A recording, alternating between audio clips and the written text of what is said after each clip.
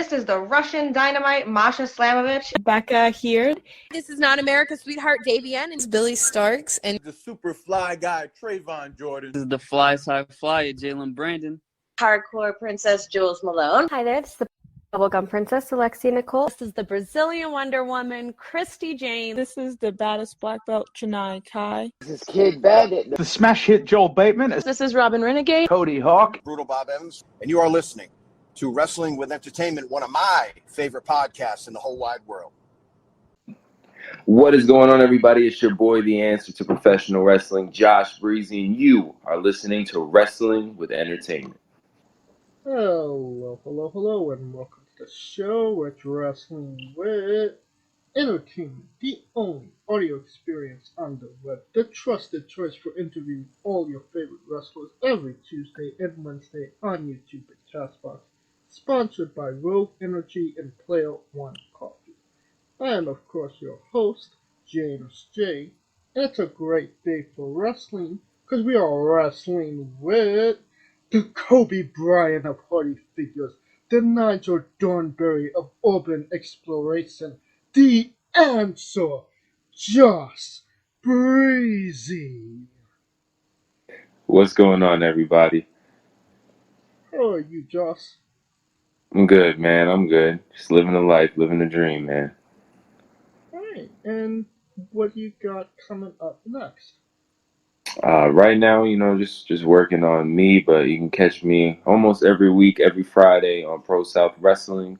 You can follow me on Instagram at Real Josh Breezzyy, 2 Z's, 2 Y's. Keep up with the movement, keep up with everything that I got going. And merchandise? And you can get your Josh Breezzyy official merchandise on joshbreezzyy.com, or you can head over to Pro Wrestling Tees and pick yourself up some The Answer t-shirts. Alright, and all of those links will be in the description of the video below, both on YouTube and Castbox. Alright, let's get into it.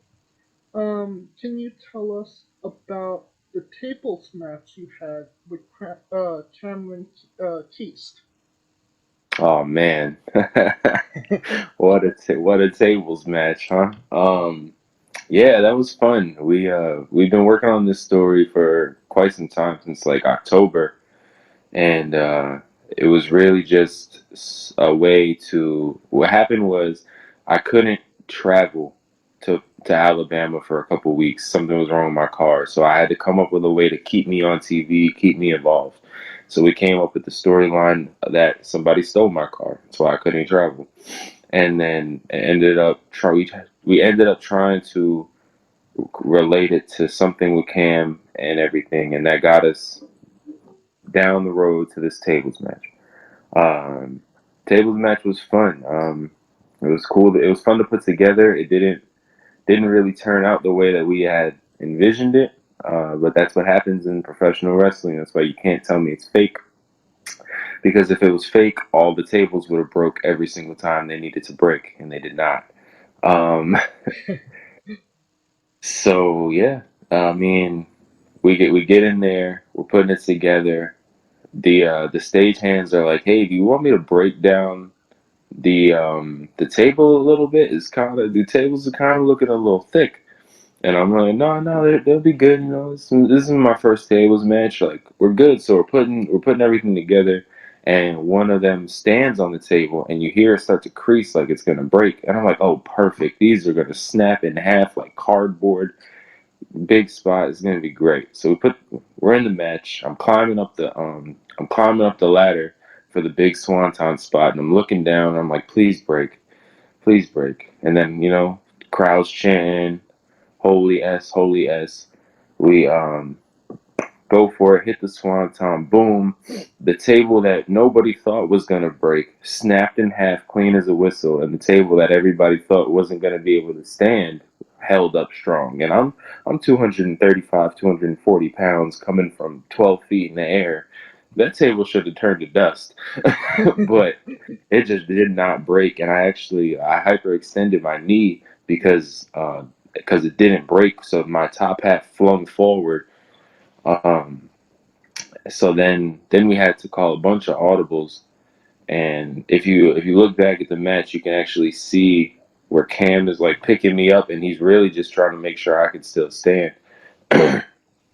um, so then he rolls me into the ring, and we're kind of just like, all right, let's just try and get through the rest of it. We're almost there, and then we do the ref bump on the outside, and that table doesn't break. And the look on my face is like, it's supposed to be, oh my god, I just pushed the ref, but it's really, oh my god, if that table didn't break either, we're really screwed.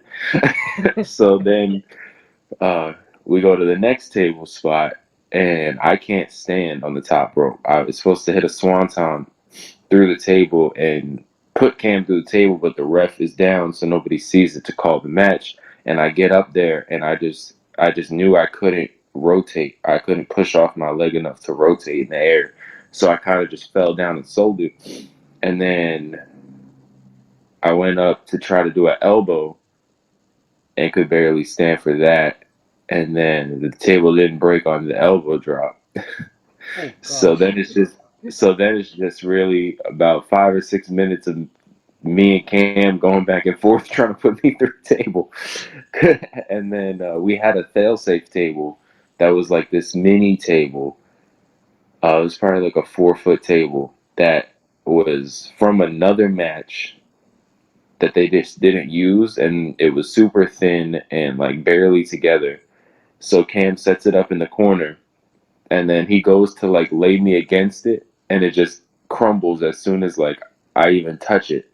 So we can't even call that because he didn't put me through the table. I just fell through the table. Um, so now we're really screwed. We got one table left, and literally he's just like power bombing me through it, slamming me through it. He throws me into it. He runs and tries to spear me through it. It doesn't break. And I'm just getting beat up in the corner, and I'm just like, finally, I'm just like, come on, Cam, if you can't put me through it, blah blah. And then he hits me with another move. Then the demon mask guy comes out. He hits me. He's beating me with the umbrella. They're both trying to put me through this table. This table's just not breaking. And eventually, the ref just stopped the match because I couldn't compete, quote unquote. But it was really because we all knew this table wasn't going to break. But it was still a fun time, and the fans, I don't think that whole night there was there was a three-way title match. There was a 3 stages at hell match on that card, and I don't think the crowd got hotter than when I climbed up to the top of the building for that swanton. So I mean, I was really upset with how the match came out, and I was really upset with the way that it was reviewed. But when I look back on it, and I just remember hearing that crowd at that moment, I'm okay with it. I could imagine, like, what is it, like, you were really high up. What's going through your head in something being up that high, knowing you have to hit a move, as intricate as a swanton? Don't miss.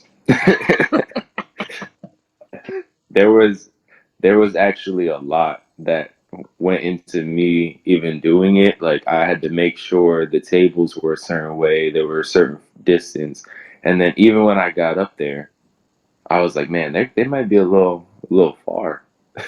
And then I was like, maybe not. And I was like, you know what, I got this. But no, really, it was just, please don't miss, don't get hurt, and please don't miss, don't get hurt, and this is pretty cool. in that order? Yeah. Well, I kind of, like you said, you had a really good rivalry going with Cameron, and it seemed like the match is more, from what you're saying, was you and Cameron versus tables. Oh yeah. I think in the review that Larry Goodman did of the match, I think he said the new YouTube champion was the table.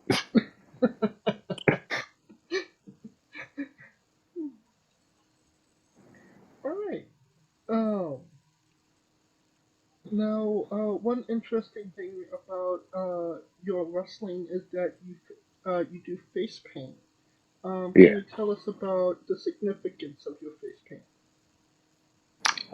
So when I first started doing the paint, well, let me take it back. I used to do like face paint for like sporting events or at my high school back in the day, and I would paint my face like in the Jeff Hardy style. And then when I started wrestling, I started out of the Nightmare Factory as one half of the Nice Guys tag team. So my first face paint there was like a half a smiley face, and I thought that was dope. And that kind of came just from being a Jeff fan, and just because I felt like without the face paint, I didn't really have much. Like I wanted something to separate Josh Breezzyy the wrestler from Josh Breezzyy the everything else. And I felt like if I did my own kind of face paint, that not only would it be like an inspiration from Jeff, but it would give me some sort of like identity as well as like confidence, because it really is just like wearing like a mask almost, that it kind of takes away from some of the anxiety of wrestling. Like once you put the face paint on, you're kind of just like in the zone, and it's like, all right, cool. So then once we broke up from the Nice Guys, I started just kind of just freestyling different designs on my face, but I still kept the half face. And as my feud with Cam progressed, I started doing more of a full face, just to show more of like a war paint kind of thing. So like at first it was like, all right, I'm just gonna paint half my face, and then I forget which match it was, but the first match that I do the full face paint was right after something significant, and I came with the full face paint to kind of just say, all right, Cam, like I'm tired of this, it's over, like full face paint. Now, is there one of your face paints that you was a favorite of yours? I think my favorite one was the Black Panther face paint that I did. Hmm.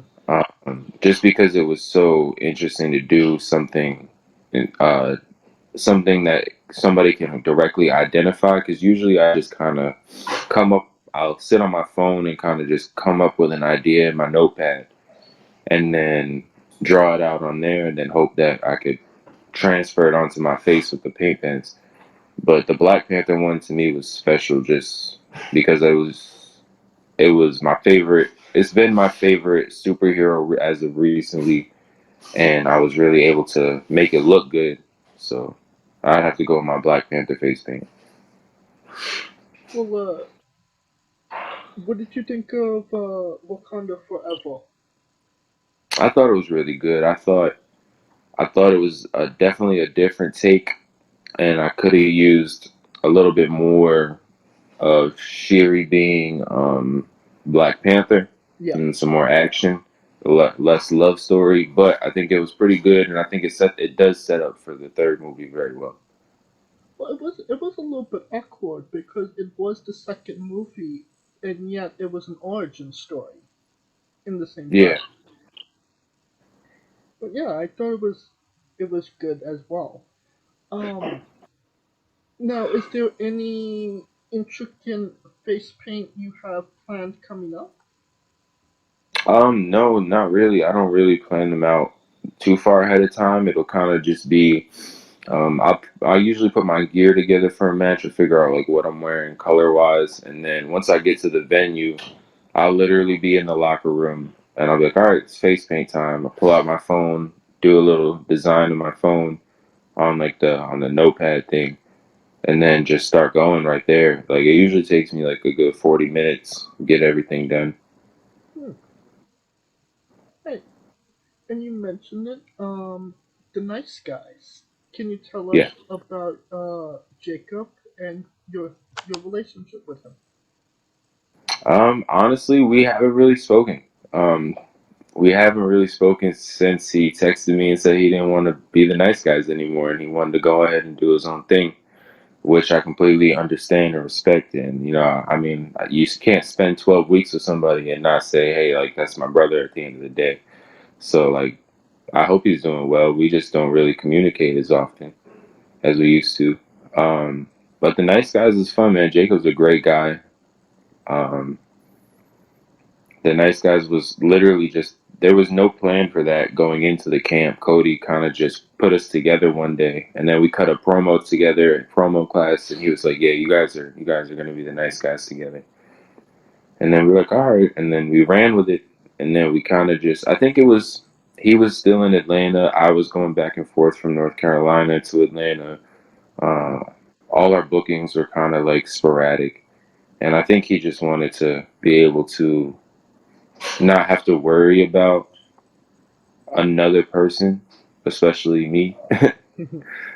um, so like when he texted me that, like I was like, all right, man. Like I thought we was gonna start, getting new T-shirts and things like that. Like I think I didn't even get a chance to wear my Matt Hardy inspired Nice Guys T-shirt until after we had broke up, and the Nightmare Factory called us to come do their first live show as the Nice Guys, and I was like, we're not the Nice Guys anymore, but okay. So then that's when we showed up, and then I finally got to wear the Nice Guys T-shirt for the first time in a match, and then backstage we did a segment where I turned on him and hit him over the head with some Kool-Aid, and then I ripped the Nice Guys T-shirt. But that's a 101, so if anybody listening wants to buy it, let me know. Well, that's interesting because it did seem like there was something with AEW where you were in the crowd and you actually got put on camera with a title. Mm. Yes. So Yeah, but I don't know. I don't know why he didn't want to stick with it. That'll really always be a mystery to me. When I just woke up and I got a text from him, like not even. I feel like such a teenager. Oh, he texted me and broke up with me. He didn't even call. But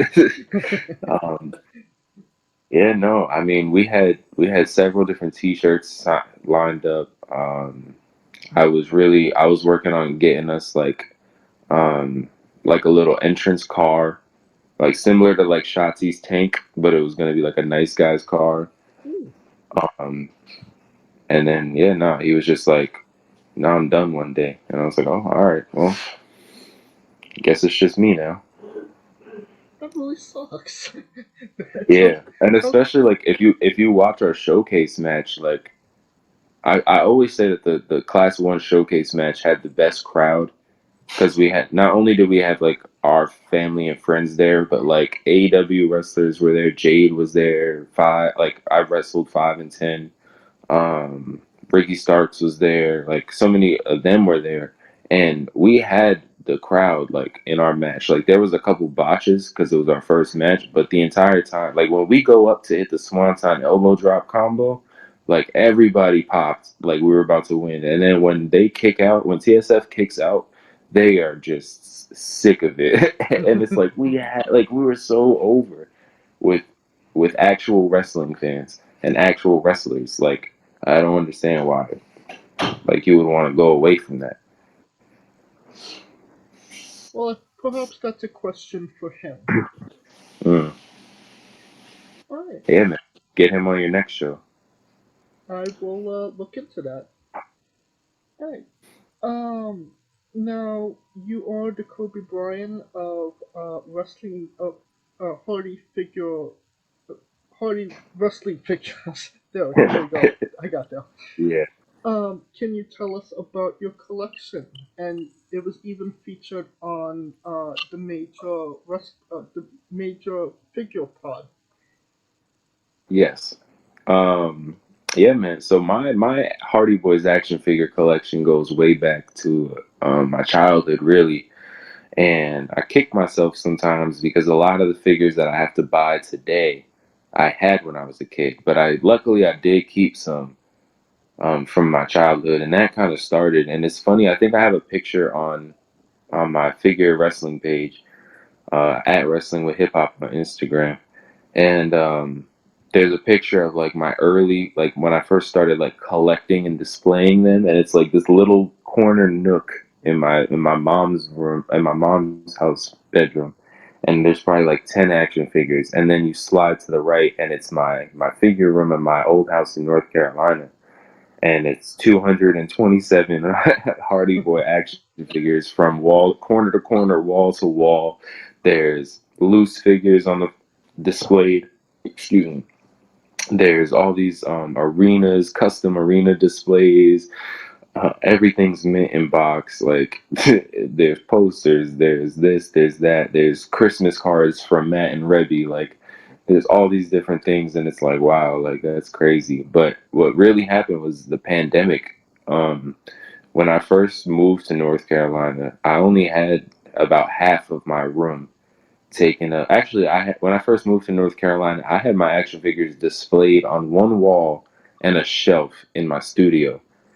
And eventually, my roommate had moved out, so I moved everything over into that room, and it was only like 1.5 walls, and I was like, wow. And then the pandemic happened, and I just was getting all this money and stimulus checks and things like that, and then unemployment checks, and I was like, I would pay the rent with the first week, and then the next 3 weeks was just buy action figures.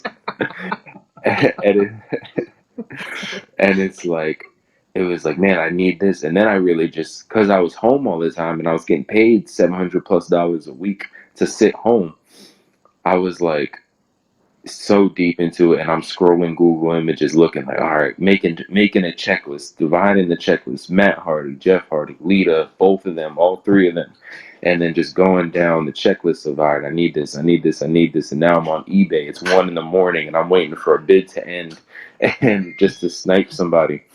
And I was just getting 3 to 4 to 5 packages a day of just all these figures, and I was getting the UK exclusives for $300, like, because that's easy. I'll get 700 next week. Who cares about 300? Like, and and then eventually it was just the entire room.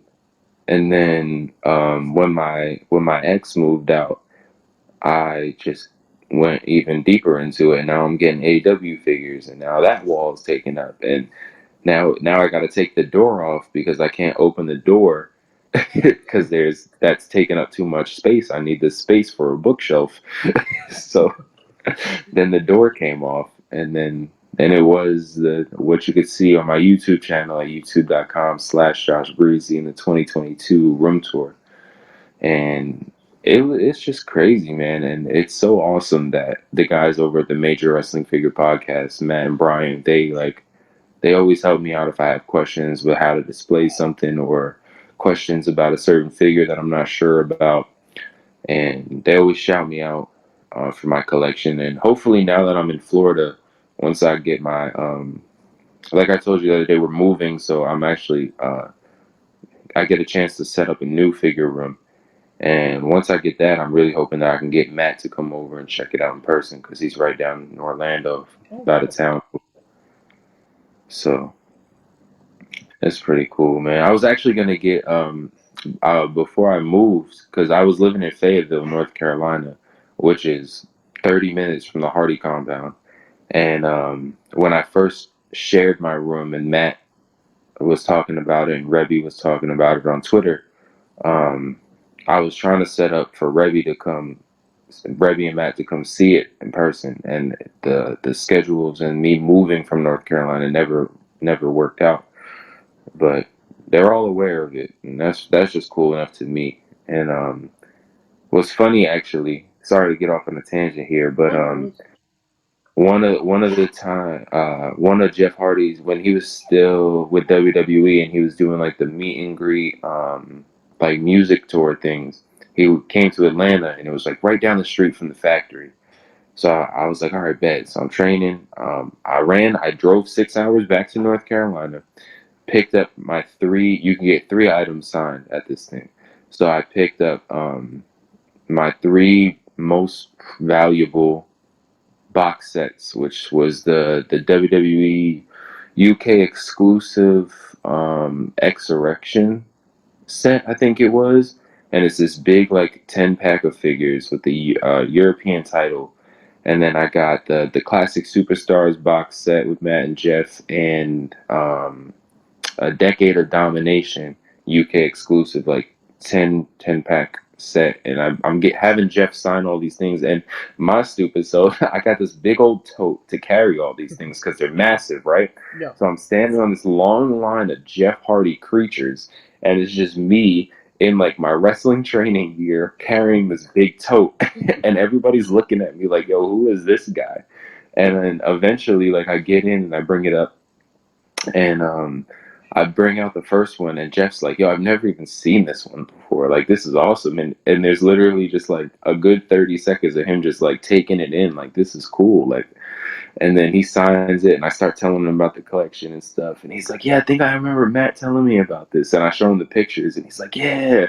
And it's like, we just have this like moment, whatever. And then we start talking about just wrestling and like how it is at the Nightmare Factory, things like that. And I think that because that was towards the end of Jeff's WWE run, and once he asked me about the Nightmare Factory, I was like, he's not, when his contract is up, he's coming over to AEW.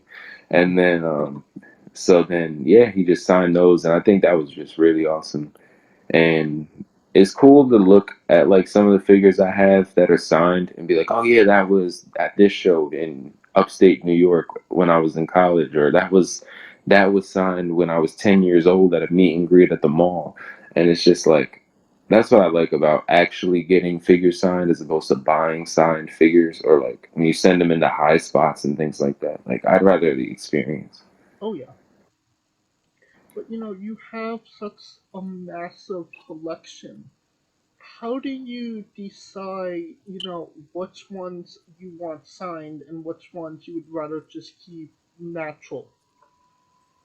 So the goal is eventually to get every single one of them signed. But it's kind of in a pecking order of, all right, which one is the most valuable that isn't signed? So like, the first one that I needed to get signed was the Classic Superstars set, because alone those go for like $300 or $400. So signed, adds a couple bucks on there.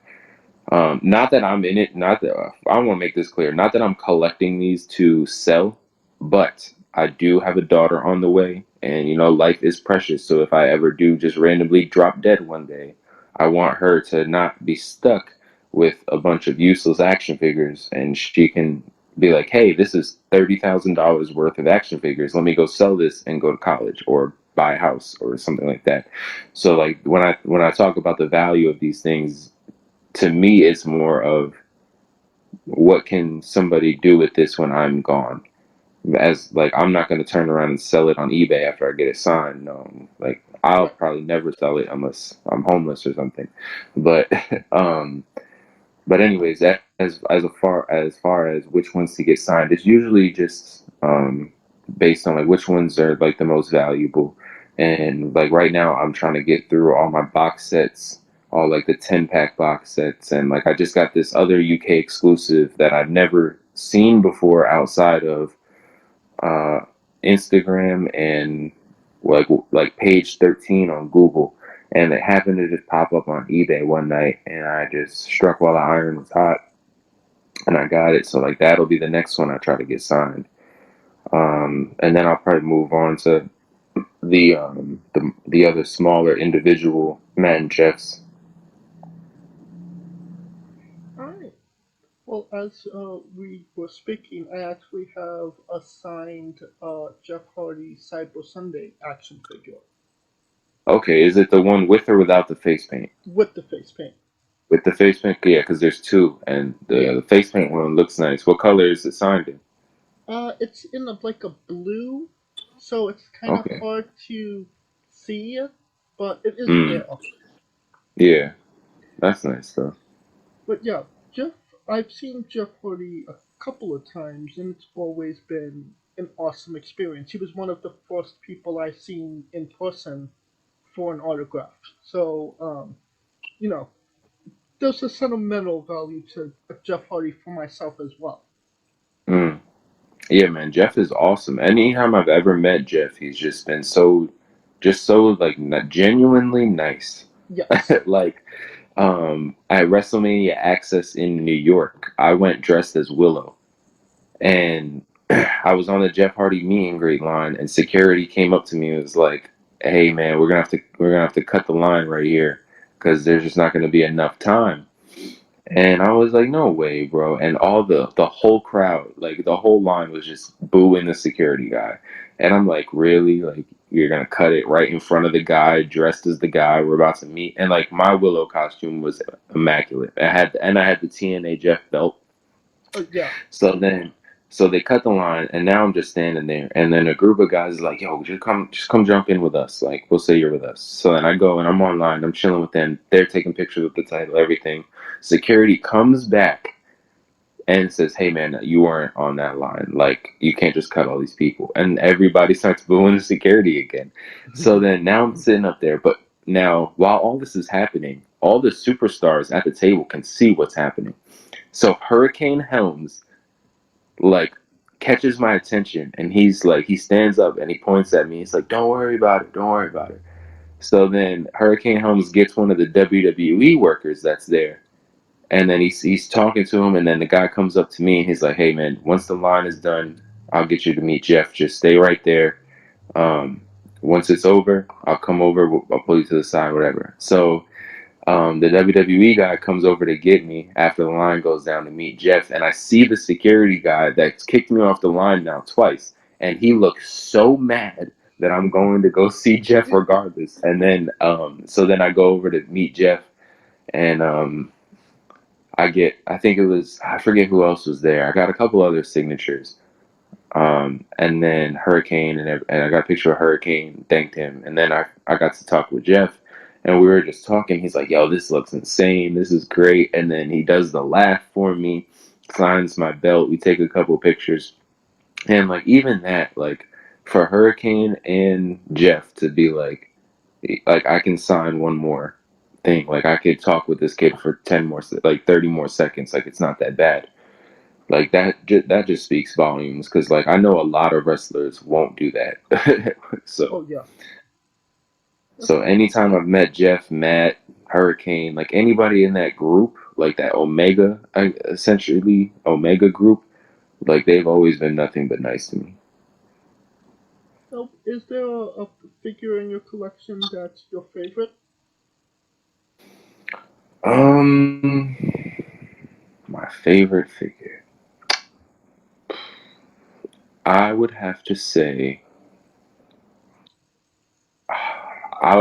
my favorite Jeff Hardy action figure is one of the more recent WWE Elites with the blue face paint that you could probably get at Walmart right now for like $9 on clearance. But it is my favorite because it was the first figure that my wife bought me for Christmas, and she bought it. She paid full ringside price. She got it in a Defender, everything like that, and she got it for me. And then I saw it in the store, so I picked it up because I need two anyway, one to display loose and one to keep mock. So then I got it in the store, and then like 2 weeks later, it was on clearance already for like $15, and she had just paid like double the price. So anytime we'd go to Walmart after that, she would just be mad that it was so much cheaper. But it was but that's got to be my favorite because that's the first figure that she's ever bought me, and she understands why I collect figures, but I don't think it makes sense to her per se. Yes. So like she gets it. So just for her to buy that for me for Christmas that year was really, I don't know, it just means a lot to me. So like I keep that, like when we were living here, like I didn't have my figures up, I had them in storage, but like I had that one on the wall just because it meant so much to me. Now, having as many as you do, what are you missing? That's what a lot of people ask me, actually. I'm missing. So there's another guy that collects only mats, really. Like his Hardy Heft, and he's got every single mat release, except I think he's missing like one, I think. But I'm missing like, I don't know how to explain it. I'm missing like the Walgreens exclusive like from 2006 that like you can't find anywhere still in the box. Wow. Yeah, so it's like things like that. Like I think I'm missing in total like 10 or 11 of their releases, and it's like the one of 3,000 real gold title belt limited edition Matt Hardy ring from like the dying days of Jax, or like I said, the Walgreens exclusive Grudge Brawlers Jeff. Um, Jesus. What else am I missing? I'm missing the limited edition variant Ring Giants mat with the Hardy Boys logo on the chest.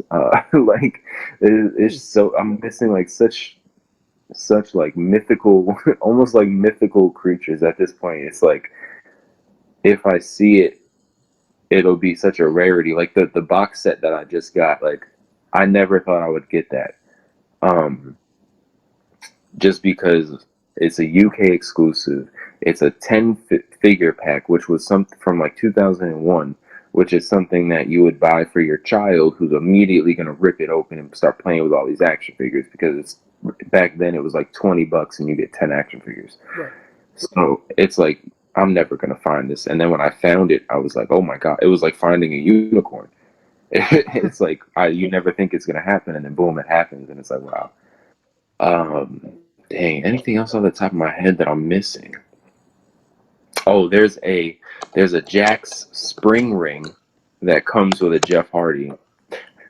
And I only know about this. So when I was doing all my research, it never even popped up. And then one day Hardy Hef sent me the Google image of it on Google search. So he's never even seen it. Like it's just a Google search that it exists out there somewhere. And every now and again, I'll make a post on a Facebook group or in the Major Wrestling Figure Pod group and be like, does anybody have this just lying around anywhere? And it's just like, I'm missing such strange things, man, at this point. I'm just unicorn hunting. I know that the one major unicorn for a lot of people is the Jeff Hardy, his first Elite figure, which never really got released. Mm-hmm. Yeah, I don't have that. I have a quote unquote prototype of it, which is really just a bootleg because everybody was making bootlegs of it. Right. But I actually know somebody that has it. Oh wow. Yeah. Well, don't you want to slide me their address? Tell them to leave a window cracked open. Well, yeah, no, I know. There's somebody just bought one on eBay for like $7,000, and it was funny because I saw the listing and I was trying to get I was trying to start a little campaign for everybody to put in about $10 and buy it for me, but nobody wanted to put up the $10. And then I know the guy at Ringside has one. John from Ringside has one, and then I guess your friend, unless your friend just bought it on eBay for $7,000, but he's had it for quite some time, and the last time I spoke to him, which was a relatively long time ago, he was saying that he didn't even have an I don't want to sell it price. Wow. Yeah. Yeah, man. I mean, if I ever get my hands on that for a reasonable number, I would never sell that. Like, that would be in my will. Like, you can sell all the other action figures. Do not sell this one. And if you do, you better buy it. You better get $1 million. Like, yeah, no, I have the prototype chilling there, just kind of like a piece, because it catches people's eye. Like, if they know about it and like if they're an action figure fan and they walk in your toy room and they see it loose, they're like, oh my, is that what I think it is? And then you're like, nah, it's just a bootleg. But one day I'm gonna get that. I always say, I told Cody Rhodes this actually. I said, Cody, you know what I'm gonna buy with my first big pro wrestling check? And he was like, what? And I was like, a Jeff Hardy Elite One mint in box. and he just started laughing because Cody collects action figures too, and we always would talk about that. He the last time I seen him actually was right before he came back to WWE this recent time. He was at the showcase for the newest Nightmare Factory camp. And he was like, "So, are you looking for anything? Like, what figures are you looking for?" And I was like, "Actually, I just picked up your Supreme from Walmart the other day." And then he was like, "Oh yeah, you collecting Cody Rhodes now? You got me a Kobe Bryant, a Cody Rhodes action?" And I was like, "I don't know about that, man. You got a lot." And he was like, he started showing me the images for the new figures he's got coming out that he had in his phone from Mattel to approve. And I don't want to spoil anything, but there's some really good stuff coming out. And he was like, basically, I'm about to be the new John Cena merchandise. And I was like, all right, let's get it. I could say that because he just said it the other day, basically. He was like, if you think AEW is bad, just wait to see what we got coming. So, All right. Interesting. Well, that brings us to our next segment. Joss's Bizarre Adventure. You're a pro wrestler that goes up and down the roads and weird, crazy, and bizarre things are bound to happen. Can you tell us a road story that fits that description? you said a road story? I mean, every time I go on the road, it's an adventure. I usually travel by myself. 6 to 8 hours, 6 to 8 hour trips. So like every time I go to Pro South, that's an 8 hour drive. Oh wow. Yeah, from Florida to Alabama. It's 8 hours there, 8 hours back, and it involves leaving way too early in the morning, and a whole lot of energy drinks. Shout out to Wawa for the sugar-free salted caramel 32-ounce coffee. Gets me going in the morning. Got one right here in front of me. Man, there was one time I drove. So this is crazy to say, but my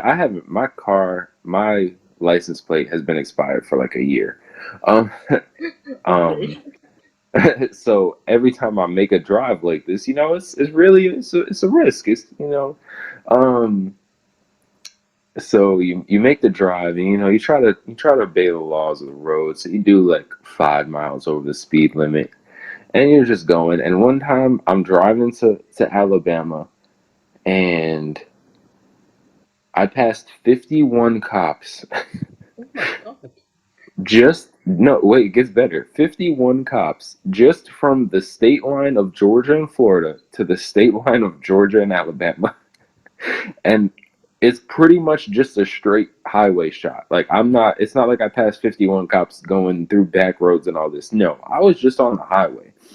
And just going straight, like 51 cops, whether it was cops that had just pulled somebody over, cops that were flying past me to go pull somebody over, or cops that were sitting on the overpass lane waiting to pull somebody over. And I'm like, if they have some sort of system on their car that checks all these license plates, my ass is grass. and I'm just going, speed limit 65. I'm doing 65. Like, everybody's flying past me. So I'm like, well, hopefully they make the decision to pull over the dude doing 30 miles an hour over. And there was actually, I'm in the middle lane, and I see this cop car come, like the lights on in the distance in my rear view. So I'm like, man, no way. So then I start to move over. I pass the car in the first lane. I start to move over so I can take the exit ramp. That's my strategy. If I see a cop behind me, I'll take the first exit and wait for him to go by, and then I'll just get back to my route so he's not behind me.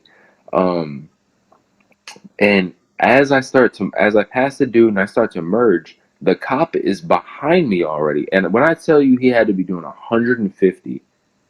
And he was trying to get around. He was trying to take the exit ramp too to get the two cars in front of me that just passed me doing like 90. But I start to slide over, and as I look in my right mirror now to like make sure I'm good, he is swerving around me, last second going into the shoulder to go around me to get these guys. And I was like, oh my God. Like, that was like, seriously, like the craziest incident that's ever happened to me, just as a driver. Just to have that cop going so fast, thinking he's coming for you at that very last minute, he swerves around to get the guys in front of you that also took the exit. Which I thought was hilarious. It was this red car and this silver car, and I was doing like 60, probably 68, 69 in a 65, and they flew past me.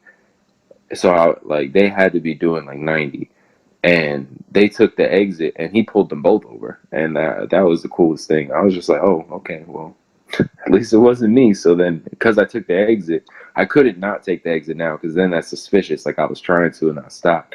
So I take the exit, and then I just get right back on. And I was like, well, hey, at least it wasn't me. But was this just like cop pull people over thing? 51 cops? Yes, even the guys in the locker room couldn't believe it. And they were like, the whole 8 hours. I'm like, no, not the whole 8 hours, just about 4.5 through Georgia. Like, crazy. It was just everywhere, every overpass. And like the way some of the overpasses are, like, they could just sit up, because they just go up and like, it's literally like they could just sit up there and watch you and then back up and shoot down, get on the highway and pull you right over. And it's like, that was the craziest thing I've ever seen. Yeah, I could imagine. Alright. Can you tell us about your love of the paranormal? Okay.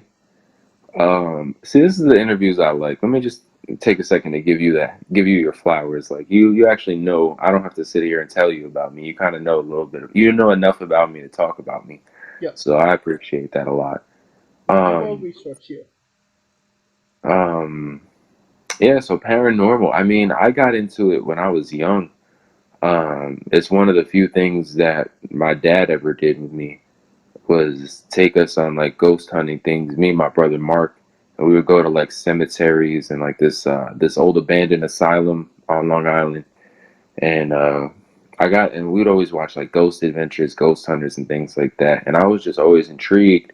And then again, back to the pandemic, I started having nothing but time, so I started watching these kids like exploring abandoned buildings, and I'm like, that's cool. And I was like, you know what, I'm gonna get into this. So then I started doing some research about abandoned buildings near me, and I was going to all these spots and just making urban explorer videos. And like, I was like, man, I should get back into ghost hunting. Like, that would be cool to do. So then I started kind of doing a little bit of both, and then I met my friend Sean, and he was like, it was in like a explorers page, like just for exploring. But he was like, man, I really like want to go ghost hunting. I was like, yo, you like ghost hunting too? I thought I was the only weirdo that likes ghost hunting. And then we became like best friends immediately. It was like the Step Brothers scene. Like, did we just become best friends? And so then he was like, yeah, like, I've gone to a couple places. I got some equipment. I got some good cameras. And I was like, man, we need to go somewhere together. So we this is probably 2019, 2020, or no, 2021. It was 2021. And because it was after the Nightmare Factory was over. So I think actually might have, yeah, 2021. We go to this abandoned hospital in High Point, North Carolina, and it was the first time I ever met him in person. We get out the car, we start talking, whatever, and then it was him and his friend Mel, and we go into this building, we start doing it. We got some amazing evidence. Like, we're talking, we're using all this scientific equipment, REM pods, which like is a little pod. If you like get real close to it, it lights up and starts making noise. But like, you literally have to get like right on, like, a picture. You have like a cup from McDonald's. You have to basically touch the straw for it to light up. And like, we're 10-15 feet away from it, and this thing is lighting up. And it would be like, it would light up on command, like, hey, can you light it up? Lights up. And like, we're getting all this evidence. We have a great night. It's probably like 2 a.m. We go to leave, and maybe five minutes go by I'm driving, Sean's calling me, and I'm thinking, oh, he forgot something inside, we gotta go back, or whatever. His car flipped over. Oh. So it was snowing, but like the lightest dusting. Like it had just started to snow when we were in the building, and it was like barely coming down. Like it wasn't slippery, it was packing snow. He drives a big truck, and he calls me and he's like, yo, we just flipped 6 times, went off, they lost control out of nowhere, hit the guardrail, flipped 6 times down the thing, and they were all okay. And I was just like, yo, what? And during the night, Sean was like, if you want to scratch me, blah blah, scratch me, like this, that, and the third. And he was like, I'm never ever saying anything like that ever again. And it was just like, and now I drive a Chevy Malibu, so if anybody should have lost control in those conditions, it should have been me, not the guy driving the truck with 4-wheel drive and these big tires, and like it was just insane. And yeah, that was a crazy night. And we just did the Trevette Center, the Trevette Clinic in North Carolina. Right. About I said right. Oh yeah. In it was probably about a month ago, and that was insane. And I'm still working on editing the stuff because there was just so much that happened that night that like I didn't want to start cutting out evidence and like cutting out experiences and things like that to fit it in a 42 to an hour YouTube video. And I also didn't want to upload a 2.5-hour YouTube video because nobody's going to watch that. So I've been putting it out in parts, and I'm trying to get it on Tubi. I just uploaded it to Film Hub to get it out there.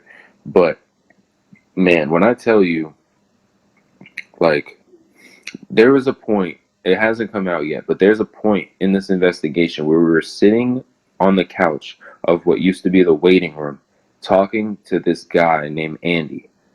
And so we were using the spirit box.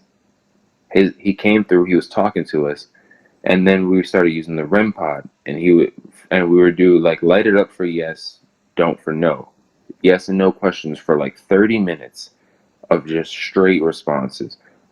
And then like we also had the EMF detector on the couch that would like light up to show that like there's an electronic magnetic field right there. And then like the REM pod is going off on command. We're getting him through the spirit box, like the same voice over and over again. And like for people that don't know what a spirit box is, it's essentially like a radio that's holding down the scan button, and it's just flipping through all the radio frequencies at such a high pace that all you hear is like white noise static. So like voices shouldn't come through, and like sometimes you'll get like a little blip of like a radio, but like it's not a full word. And so when we're getting responses like yes or yes I was, like that's over 17 different radio stations. Like it shouldn't be a complete sentence if that was the radio, if that makes sense to the listeners. But it was just so crazy. And then like there was this little toy piano that was in the little girl's room, and there's supposedly this little girl spirit. And then like to just be sitting complete pitch black in the room, and now like you're on one couch, I was on one couch, Sean was on the other, and now this piano in the room is just going off by itself. And it's like, okay, like there's something here. Like there's a lot of somethings here. And like no matter where we went, we were getting responses. And like there's even like voices that are caught on my camera that we didn't hear then. It didn't come through a recorder or a spirit box. Like I'm just filming, talking about something, and now there's this disembodied voice just speaking. And it's like, it's just so interesting to me because you don't know. Even with all this, like there's 25 seasons of Ghost Adventures, 25 seasons at like 10 to 15 episodes a season. So it's over 200 different episodes of paranormal evidence. I've done my own paranormal investigations, and I'm still not sure. Like that's so, if that doesn't intrigue you, like what intrigues you? Like how can you? I feel like the people that don't believe in ghosts eat avocado toast, And I feel like, how can avocado toast intrigue you? But the idea that there is energy that stays here even without your body, or goes into a different dimension that somehow meshes with this dimension that we just don't like. There's so much. This is why I think outer space is so much cooler than the ocean, because yeah, we don't know that the ocean, what is in our oceans all the way, but we know enough. We know nothing about space. Like, we know from here to maybe the moon for sure. Everything else is kind of just guesswork. And it's like, there's so many different galaxies. There's so many different, like, inside, just in our galaxy, there's however many different solar systems. And like, each solar system has however many different planets, and who knows how many of those planets sustain life. We don't even know how many planets in our solar systems actually sustain life. So it's like, who's to say that just our energy is just not around? Like, I don't know. It's just weird to think that ghosts per se don't exist for me. Right, and I'm a strong believer on, if the universe is so vast and infinite as they say it is, why would we be the only ones here? So Exactly. yeah, and I watched the episode on the clinic, Mm. and I was kind of half skeptical, half you know is this a walk or is this a shoot type Mm-hmm. thing, and I mean, and then it just came to the point where I wasn't doing anything but watching the episode. Because you were like legitimately talking to a little girl that was Mm-hmm. in the room. Mm-hmm.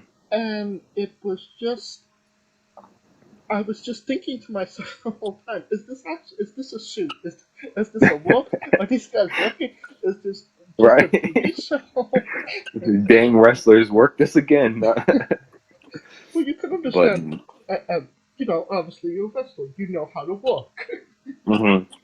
It's crazy because um now that we're talking about it, like, I'm starting to remember things. My memory is so bad. But so the part very early in the beginning when we go upstairs and my hair gets touched and I jump.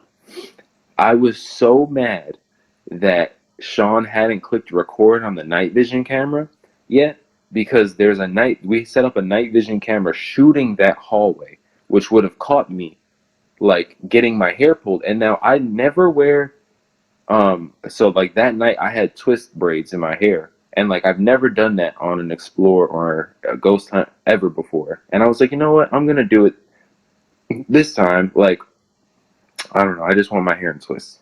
So I do it, and of course, I think it was three times that night my hair got touched, pulled, something.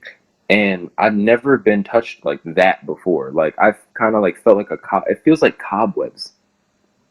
Like when you like accidentally walk through like cobwebs. Yeah. And like I've kind of felt like something like that before, or like I've had like the hair on my legs or arms stand up.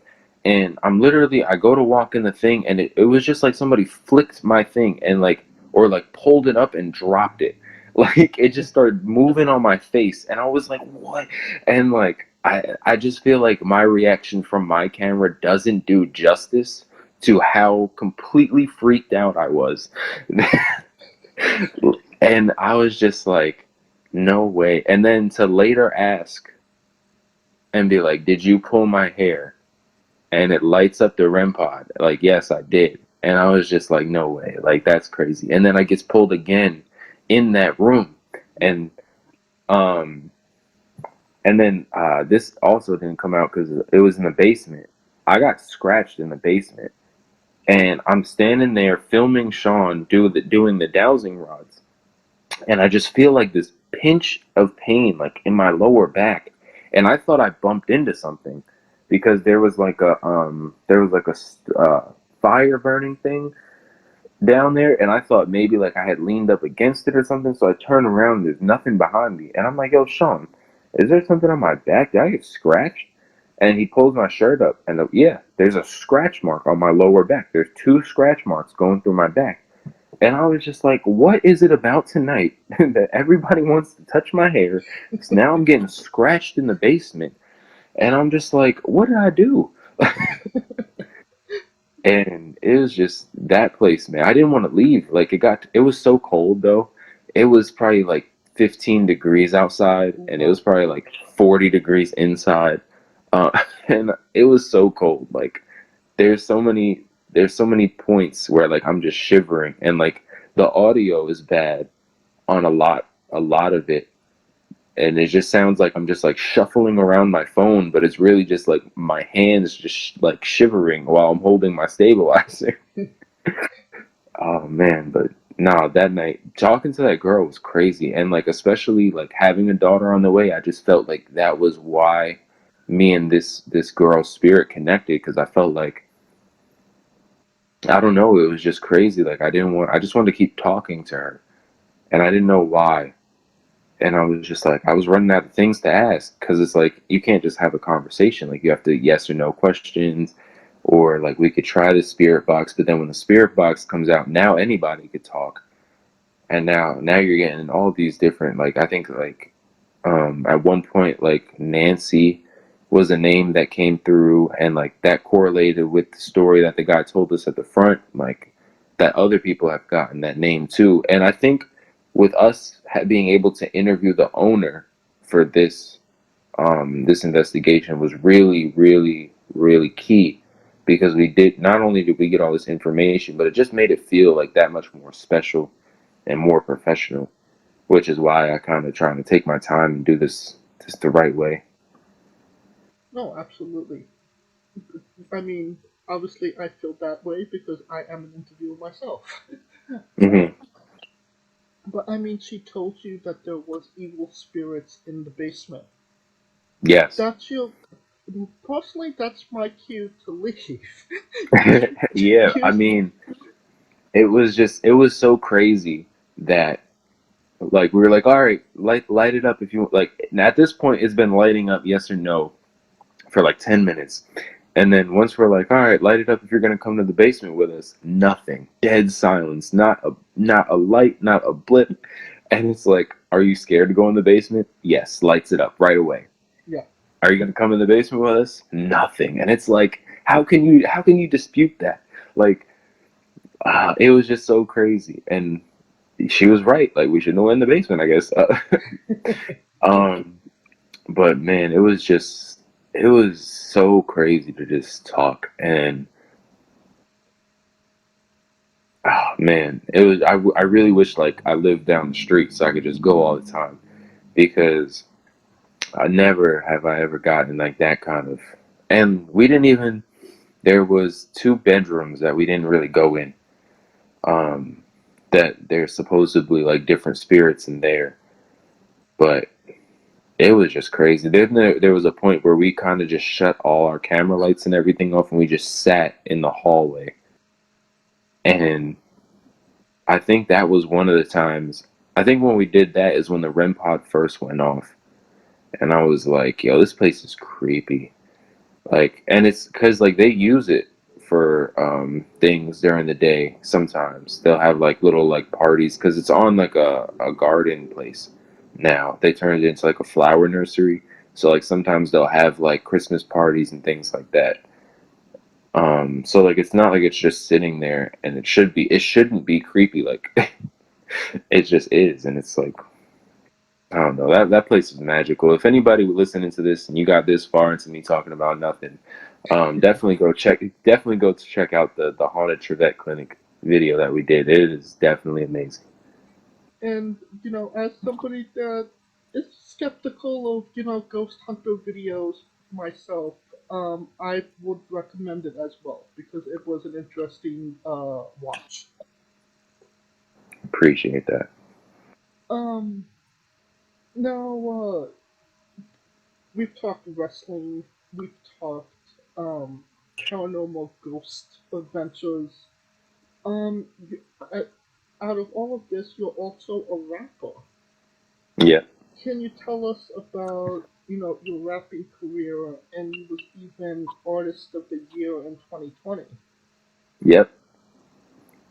Yeah, man, music is my first true love. I've been doing music since I was about 13 years old, and I started rapping because so I'm mixed. My mom is white, my dad is black. Depending on who you ask, I look like one or the other.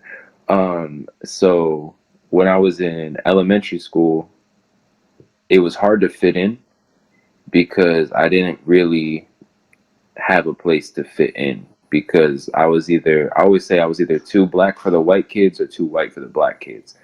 And I needed so I played baseball. And so some of the kids that played baseball, they were all white. So I kind of had like an in with them, but I didn't really connect with them. Like they didn't understand me outside of baseball. And I'm listening to 50 Cent, Eminem, The Game, Dr. Dre, Snoop, Run DMC, LL Cool J, Rakim. I'm listening to that, and these guys on my baseball team are listening to Bon Jovi and Linkin Park, and I'm like, I respect that. I like Bon Jovi, but what about this in the club 50 Cent? And they're like, they don't get it. So at lunchtime, I would usually sit with my other mixed friends, and we would all kind of it was like three of us. It was me, Chris, Darren isn't mixed, but he was with us, and eventually I would start to notice at lunchtime that there was a group of kids that would do freestyle ciphers, and I was like, this is dope. Maybe this is my way in. If I could start rapping, I could rap, I could do this. And so then I started writing, and it was pretty bad. I'm not gonna sit here and tell you that I was just Jay-Z off the jump, but it was pretty bad. And eventually, though, one day I got in one of these ciphers, and I said something, and they rocked with it, and they were like, "That was dope." And I think they just thought it was dope that I jumped in and just did it. And my friend Tahim, um, he just started calling me Breezzyy from there because my last name starts with a BRE, and then so he just started calling me that, and it wasn't spelled with two Z's and two Y's. I did that just to be different, but he started calling me Breezzyy, and it was just from there like that. I just started to go with it, and I would damn man, I'm about to cry actually, because my grandma lived next door to me, and when my grandpa passed away, they always went to bingo together. But when my grandpa passed away, she got a computer, and then she would go to bingo at night with her friend Betty. So the house would be empty. So I would go over there after school before she left, and I would spend some time with her, whatever, and I would sneakily unlock the back door because I knew she was going to leave for bingo. So then she'd leave for bingo. I'd wait about 5 minutes in case she forgot something, and then I would sneak over there through the back door and use her computer, and I would download this program called Mixcraft, and I would record freestyles over Eminem instrumentals, bounce them down to a CD, delete all the files, uninstall the program like I was never there, and then go back home.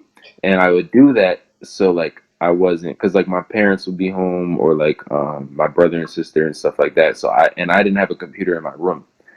We just had the one in the kitchen. So I didn't want to be in the kitchen rapping about killing and doing all this stuff, and then it was just weird. So if I had the house to myself, I felt more comfortable. So I started doing that, and then I would make 5 or 6 of them, and I mess around with the mixes. I didn't know what I was doing, and I would put it on a CD and then try to sell it at school in the hallway for $1. And there's somebody recently that sent me a message on Instagram. It was like, "Yo, look what I just found in my closet," and it's this Josh Breezzyy burnt CD from 2012, and it's like, yo, throw that away. So bad. And from there I just started to really take it serious. And then 11th grade I went to BOCES for audio production and actually learned how to properly record things and mix. 12th grade, I did it again for in the advanced class. And then I went to college for music business, and I was the studio manager there. And I met my friend Sakori Notes, and I signed with 8 Ball Records or 8 Ball Entertainment. We started doing shows in Boston, everywhere. We did 1,500 people at UMass Dartmouth for their AIDS benefit show. And like by this time, like I'm actually decent at making music, and we made Something About You, um, which actually Something About You started as a joke. We were at college, and we're in the cafeteria, and it's me, Sakori Notes, Ken Styles, and Bliss, and we're all sitting there at the lunch table. We're making fun of Drake. and and I'm like, Drake will say something like, I call her, she texts me, don't call her. And like we just started joking about that. And then I got the beat for it, and I was thinking of something, and I was like, man, what did I say the other day? This sounded like a Drake instrument. I was like, oh, what did I say the other day? And I remembered that, and that's how the song starts. I call her, she texts me, don't call her. Lipstick on my collar, let me holler at you, mama. And it's like, and it's then Sakori laid the hook, and because I had the melody in my head, and I was like, and he put the words to it, and we mixed it down, and we put it out, and it just took off. And it was like every week I was checking the Spotify stats, and it's like 10,000, 20,000, 30,000, and I'm like, yo, what is going on? And I'm like, yo, people are stopping us on campus, like, yo, that song is dope, blah blah. So eventually we made a video for it, like the next year at my campus, and it's like it was dope.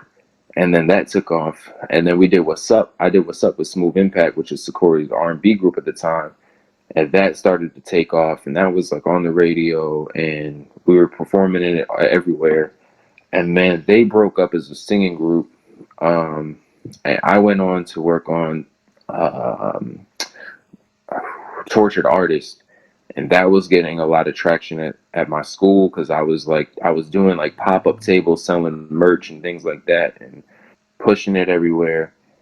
And then I graduated, and then I started working on Third Dimension, and Third Dimension is by far like my greatest work ever. And I was doing all these, like, I was making like $1,000 a week installing glass with my cousin.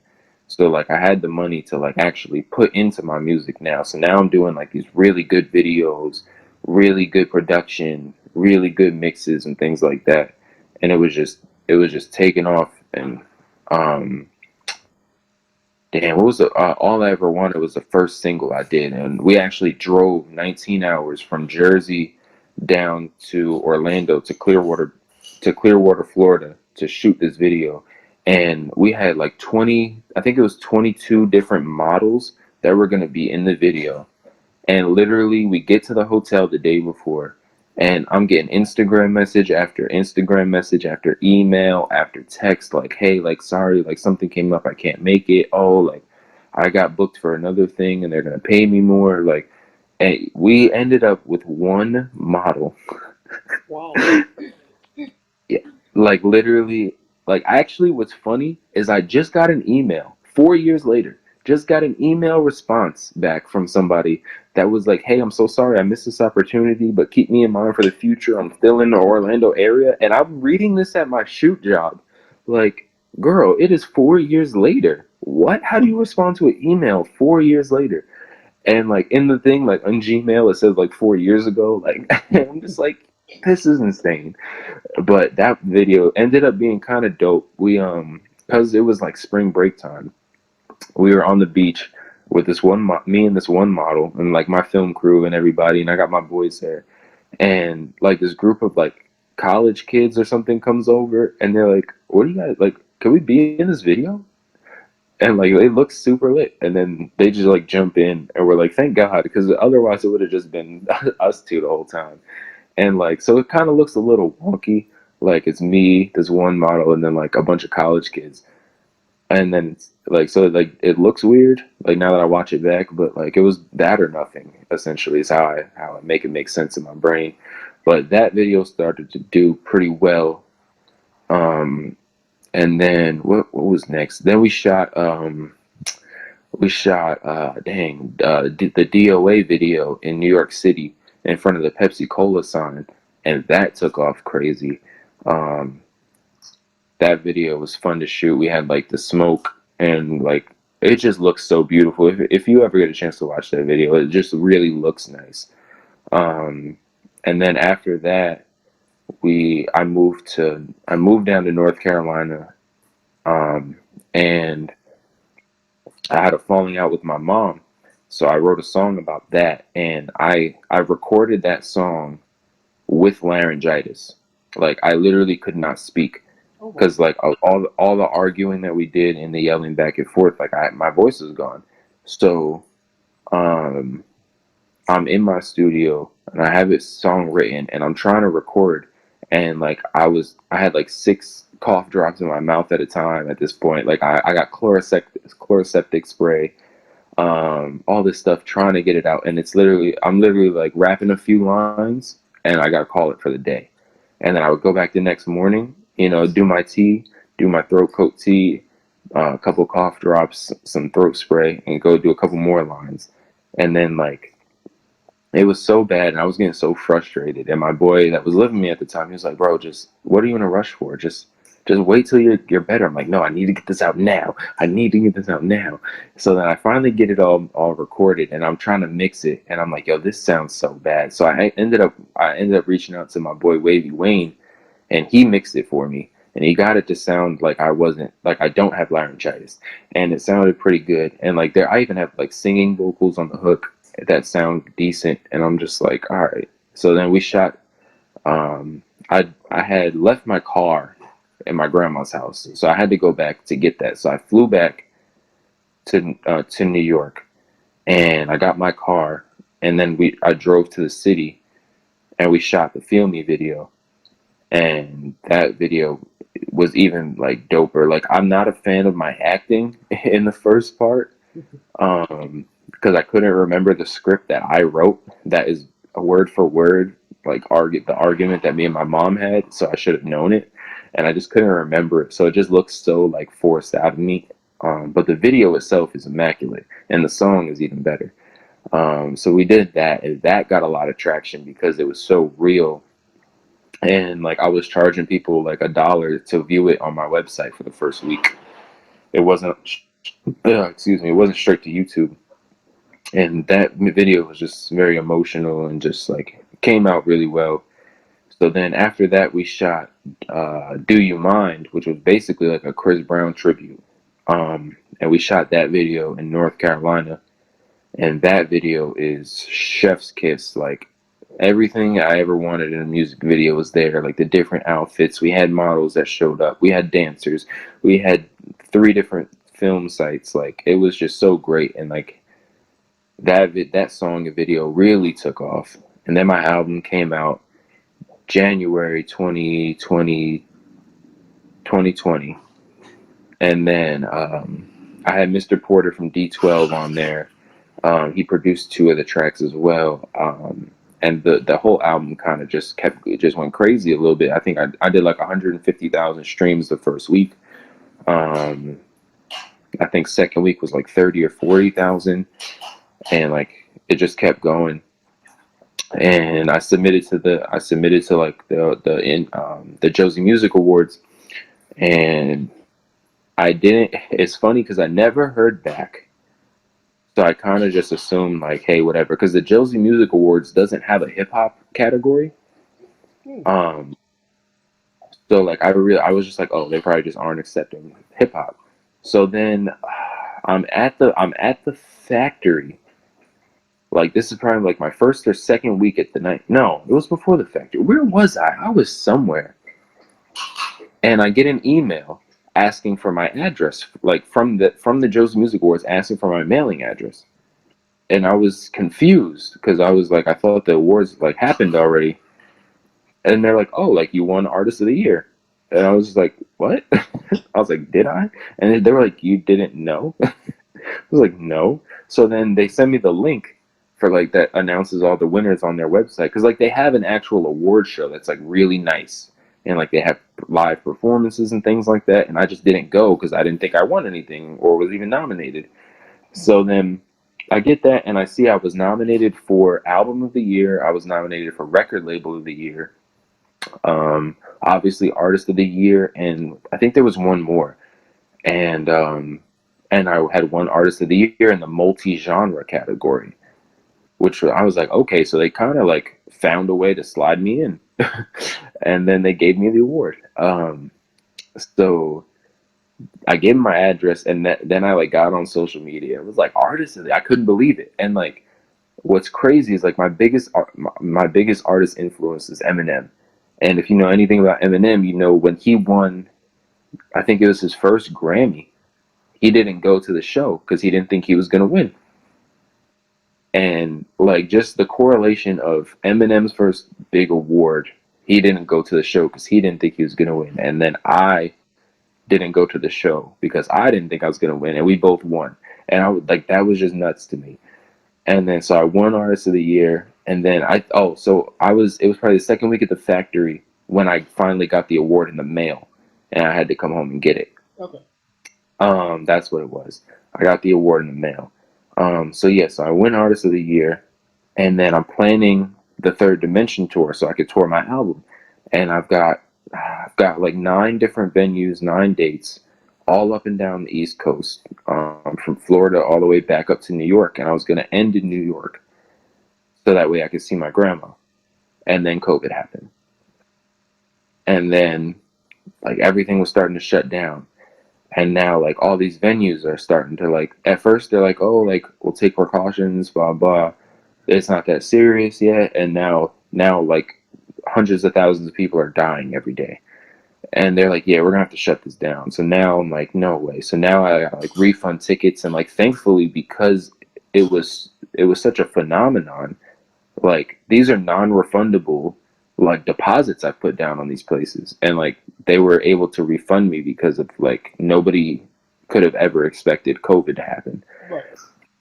So like thankfully like I didn't end up losing any money on having to cancel a tour like that and like refunding people and things like that, but like that really just killed me. And now like at this time, like I was seeing what other artists were doing, and like the bigger name artists, and like everybody's doing like Instagram live concerts and things like that, and I'm like, how can I do that? Like I don't have the resources they have, but I have enough to where I can kind of do something. And I feel like all these people, like at the time I had probably like half of the venues, so probably like 4.5 of the shows almost sold out of like 200 tickets, like a venue. Like they were like 150 to 200 people venues, but like they were almost sold out. So like I got all these people that like paid money to come see me, and now I'm saying, all right, well, we can't do it. So like what can I give them? So now I'm like trying to shoot basically a concert in my backyard. like the way my driveway was, like it opened up to this big like patio section in my backyard. So I like set up a black screen and like a mic stand and like some lights and things like that. And I'm trying to shoot this, and I'm getting so frustrated because like it's just really just me. And like I can't have people come over because COVID. So like I can't just hire a team or something like that to come film this, and nobody can travel like distances. So I can't even like ask my boy to like get on a plane or come drive down and shoot this for me. Like he can't. So it's just me, and I'm trying to make this work. And I'm getting so frustrated. I actually stopped recording during a song for that during Delivered Reflections. I couldn't get the third verse right, which is like the most important verse, and I kept forgetting the line. And I grabbed the mic stand and I just chucked it across my backyard, and I just sat there for a minute, and I was just like, what the fuck, man? Like, sorry, I'm like, what the F, man? And oh, all right, well, and I was just like, what is going on? Like, what is going on with the world? And like at this time, like my grandma's 80 something, and like she lives in New York. I can't even make sure she's okay. Like, so like I'm losing my mind. And at this point, I'm like, is the world ever going to go back? Like, my tour just got canceled. What does this mean for my music career? I can't tour. I can't do anything. Like, so many people are so many bigger artists are now releasing music that if I put out music, nobody's going to listen to me. They're just going to listen to their favorite, like, big mainstream artists. Like, and I was just losing it. And I was just like, what am I going to do? And so then I was like, you know what? I'm here. Let me just finish this. So I finished it. I put it on Instagram. It did what it did. And then I really had no idea what to do. And then that's when I was like, well, if I can't tour my music, I can work on getting new fans. So that's when I started doing the exploring videos. And my intro was me rapping. So like if you're watching Exploring with Josh or Sam and Kobe, and for whatever reason my video pops up as the next suggested video, and you click on to watch that, the first thing you're going to hear is me rapping. And then you're like, if you like it, you're going to be like, oh, that's dope. And like then you like notice that it's me. You're like, oh, he explores abandoned buildings and raps. Like, this is dope. Now you're going to start checking out my music. So that kept me afloat. Like, I was getting new fans and new subscribers and things like that on YouTube. And that's when I was like, let me start doing action figure videos too. So then I started doing those. And like that was getting fans, and that was like, it just turned into this whole like big circle of expansion and getting new fans and subscribers and things like that. Like when I think when I dropped when I dropped Third Dimension, I had like 200 YouTube subscribers because I wasn't really focused on it. And now I got like 800. And like for the last year, I haven't really been putting out stuff because I haven't been making content like that. So like it was really like just in that year, I went up 600 subscribers essentially. So like my music kind of then got kind of put on the backside. And then like in the summertime, what did I do in the summer? In the summer, in the summer was the George Floyd thing, and that happened. So now like I was just even more angry at the world.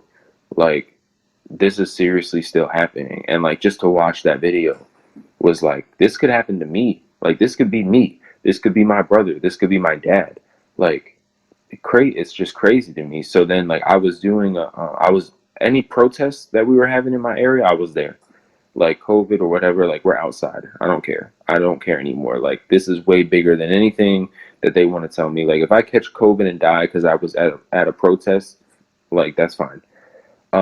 So I was there, and we were doing a peaceful protest that was organized by the Raleigh Police Department, and everything is fine.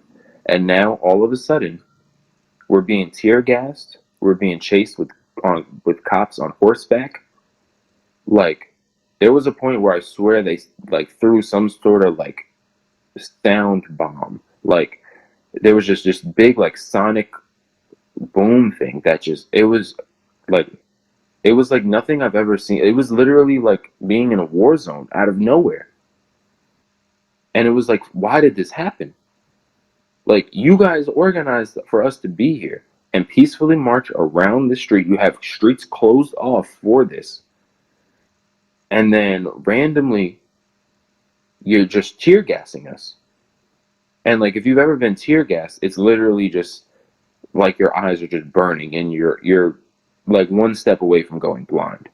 And like, I say this every time I talk about this. Shout out to the white lady that ran up to me after I got hit and just started pouring milk in my eyes, like spraying like a milky substance in my eyes, because that like apparently helps tear gas, I guess, because it helped me.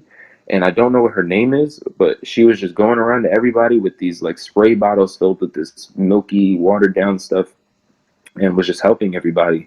And like, they're shooting rubber bullets at people. Like, I think on my Instagram is still up, my friend picked up one of the rubber bullets, and it's literally like the size of like almost like your iPhone, like an iPhone 10. It's almost like that big of just a rubber pellet. And like, they're not shooting it. So like, when you shoot a rubber bullet, you're supposed to shoot it at the ground so it ricochets up and hits people. No, they're just shooting this at us. And it's like, where did this go left? And like, I'm now like, we're like running for our lives essentially. And like, they're just following us. Like, it wasn't like they're standing their ground in one spot, like dispersed. Like, no, they're like chasing us down the block essentially, and like tear gassing us away, and like they got their horses and their rubber bullets and things. And I got so turned around and my phone died, and I had no idea where I was, how to get back to my car. And I ended up asking somebody for their phone to call my ex and be like, hey, like, I'm alive. Like, I just want you to know, like, if you're reading anything of this on the news or anything, like, I'm okay. Like, my phone is dead. Like, that's why you can't reach me. But like, I'm gonna find somewhere to charge my phone, and then I'll find my car. And then I ended up like bumping into the street that I parked on and finding my car before I could charge my phone. And I remember just getting in my car, sitting down, and like I looked in the mirror, and my whole face just is just covered in like the white stuff that the lady poured on me that's like dried up now. And like I was bleeding from like somewhere on my face, and I just like looked at my face, and it was just like I seen a ghost. And it was just one of the most traumatizing days of my life. And I was just like, this all happened for nothing. Like, just because a bunch of people were peacefully protesting because you guys don't know how to get it together. And this is a perfect example of you guys not knowing how to get it together. And like, so then anyways, back to music. So I used some of that footage because I was recording a lot of it, and I used some of that footage and some other stuff to make They Still Don't Care About Us. And that was, I had my boy Breezzyy, who's a producer. He flipped the Michael Jackson sample, and I was able to somehow get that cleared, and I put that out, and that did decently that first like week, and then it kind of died down. But that's featured on my greatest hits album. And that song, that meant a lot to me. And it was just like, it was so awesome because I had the idea in my head, and I called him and was like, yo, can you flip They Don't Care About Us? And he was like, the Michael Jackson song? And I was like, yeah. He was like, yo, I would love to. And I was like, I have an idea how I kind of want it to sound. And he was like, all right, let me hear it. So I'm like, all I want to say is that they don't really care about. All I want to say is that they don't really care about. All I want to say is that they don't really care about us. And I was like, you even take the drums and be like, and just loop that. And then, so he does that, sends it back to me. I'm like, yo, this is perfect. And then I just started writing, and I was just going. And I think there's 3 verses on there. And I'm like, and I'm making sure I talk about everybody. And I'm like, Tamir Rice, Michael Brown, Sandra Bland, everybody. I'm like, I need to make this big. So then we shoot the video at the Freedom Tunnel at NC State University, and like I got on the boots and like the vest and everything, and that was dope to do. And then that came out, and then I think that was the last thing I put out before I started wrestling. And then I had worked on In My Head 2. So In My Head, the first one, was a really popular song on my Tortured Artist album when I was in college. And I always wanted to like have something to make like my series song. So I was like, you know what, let me make this. So I found a beat for it and a hook, and I started writing it. I had it done, and it was just sitting in my laptop. And I remember just sitting with my wife, and I was like, I need to put something out. And like Halloween was around the corner. And I was like, you know what? I'm going to drop In My Head 2. So I put that out, and I just dropped it. And it did okay with no promotion or anything. But it's really, really good. Like, it's just really high levels of immaculate rapping. And I was like, this is really good. So then I made a lyric video for it. And then I put that out. And then that did pretty well. And I think that's the last thing. And then I put out, recently I put out the... when Chris Brown dropped his album called Breezzyy, I dropped Breezzyy, and then it was called Breezzyy B-Sides. So that way, if you're on Apple Music and you type in Chris Brown Breezzyy, or you just type in Breezzyy, you're gonna see both, and I made the cover art look like Chris Brown's, but like I took off all his tattoos, so it was really supposed to look like it was the back of my head, and so like if you see it, you're like, oh shoot, he dropped he dropped a 2-pack. So now you're downloading Chris Brown's album and my album, and then I made sure "Do You Mind," which the hook sounds like Chris Brown. It was the first track. So even if you click the Chris Brown one, get through it, and then you go on to mine, and you still haven't realized that it's me and not him, you hear the vocals come on, and you think it's Chris Brown still. And then that album did pretty good. I actually just submitted that album to the Josie Music Awards for a couple different categories. So hopefully we take home some more awards this year. But I just felt like I needed to just put something out, and like there's a couple unreleased tracks on there. Don't Call Me is on there. That's a fun track. Dang, what else was there? There was something else I put on there too. Oh, Feel Good. Feel Good is a fire track. And we actually just went to a birthday party at a roller rink, and I never knew this roller rink existed. And ever since I even heard the beat for Feel Good, I was like, this video needs to be shot at a roller rink. So now that I know there's a roller rink around here, there might be a new Josh Breezzyy video coming out soon, because that song is so good, and it's just got such a nice bop to it. It has like that 90s like Snoop Dogg kind of bop to it, but it's like 2023. Oh, and B-Eazy's on the feature, and he killed it. It's just a really good song, man. Just a feel good song, really. But yeah, that's where we're at music wise, man. But it's been fun. I just love like rhyming words. Like the other day, I was cleaning our room, and I just put on an Alchemist instrumental playlist on YouTube, and it was just freestyling for like 2 hours. Just like dumb stuff. And then like I started watching like Eminem and Words to 5'9" freestyles from back in the day, and I went back to some Jay Dilla beats. It was rapping over those, and I was like, yo, my mother-in-law, if she's home, probably just thinks I am nuts in here vacuuming and rapping. Like Alright. It seems like we're getting some new stuff in the coming months, so that's always good as well. Now you don't have to answer this next question if you don't want to. You have autism. Yes. How has that hindered your career, and how has it helped it, if any? Okay, I love this question actually. Let's talk about how it helps. It helps because we can even talk about it in both music and wrestling. In music, it helps because I'm able to connect words in a way that a lot of people don't. Like when I was in college, I would go every Wednesday to Slam Poetry Night, and I would sit in the back like 30 minutes before and write like 160 bars. And it was just, every word was just connecting. And people were like, once they caught on, like once people started getting there around the time that I was there, and they were catching on that I'm sitting here writing this 20 minutes, 30 minutes before, and then going up and rapping it, they were like, whoa, this guy's next level. And at that time, I didn't know I had autism. I didn't get tested until 2021. And because I was actually watching The Good Doctor, a show that I love, which is about a doctor who has autism, and he's very differently affected.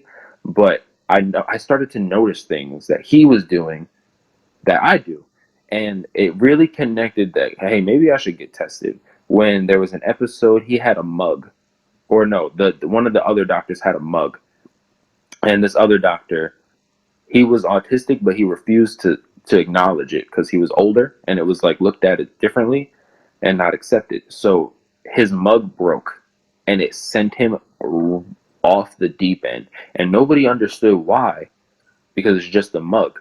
But the main character, Sean from The Good Doctor, understood why, and it was because he had autism. And I was like, okay, I have a stuffed animal monkey from when I was 13, and that's a whole different story for a different time. But I never understood why. If my family took a vacation, even at 18 years old, I was bringing that with me. Like I couldn't go anywhere new without this. And like, if I was like sad or upset, like I always had this one item, and I was just so like, if anything ever happened to it, like I don't know how I'd function. Like that's how it was.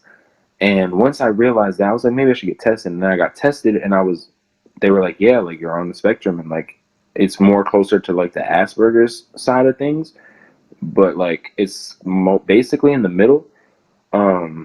So I was like, oh wow, like my whole life makes sense now. So in music, like it just helped me. It like I just see things differently, and I can like when people hear a beat, they'll try to find a pocket, and a lot of times like the pocket that they find is more so like the quarter note, like the very simple pocket.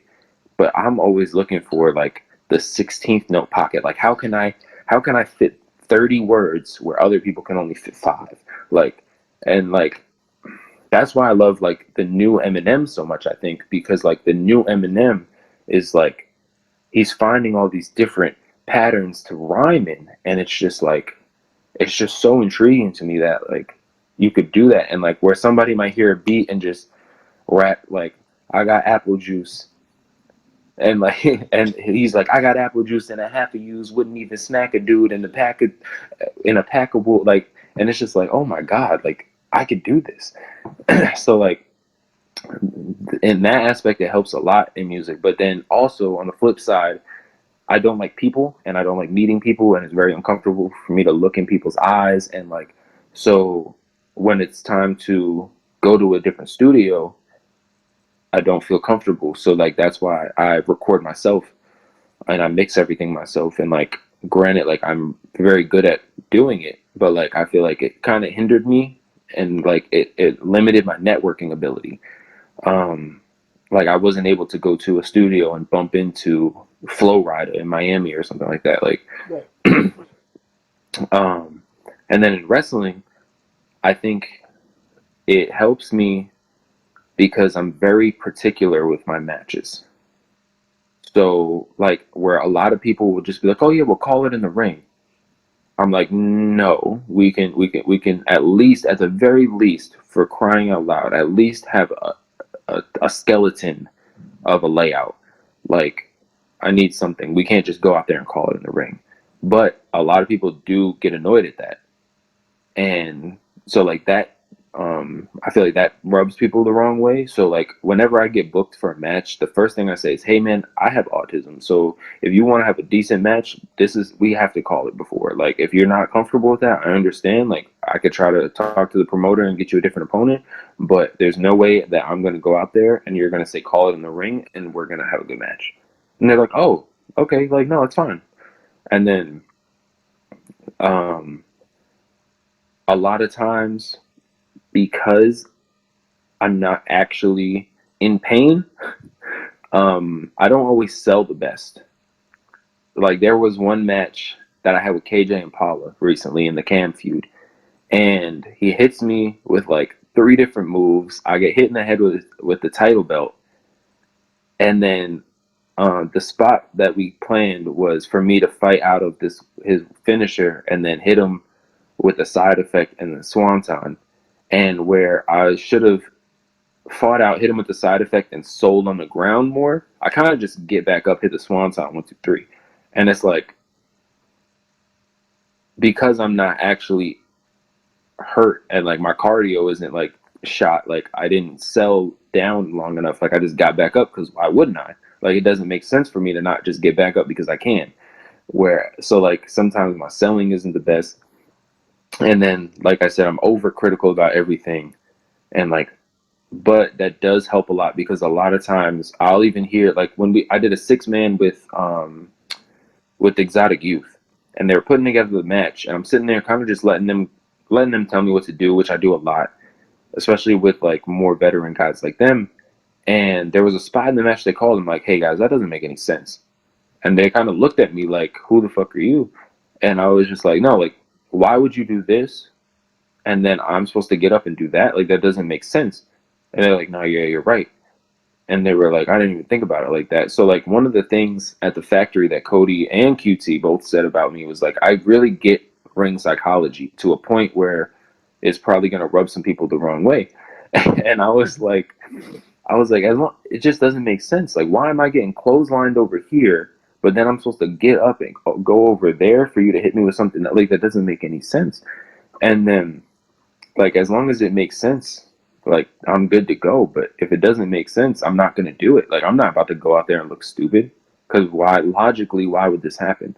So, like, a lot of times I look at wrestling with probably too much logic, and people are just like, bro, it's pro wrestling, it's sports entertainment. And I'm like, yeah, but it doesn't make sense. So if I'm a fan watching, I'm going to say, hey, that didn't make any sense. Why would you do that? Oh, this is fake.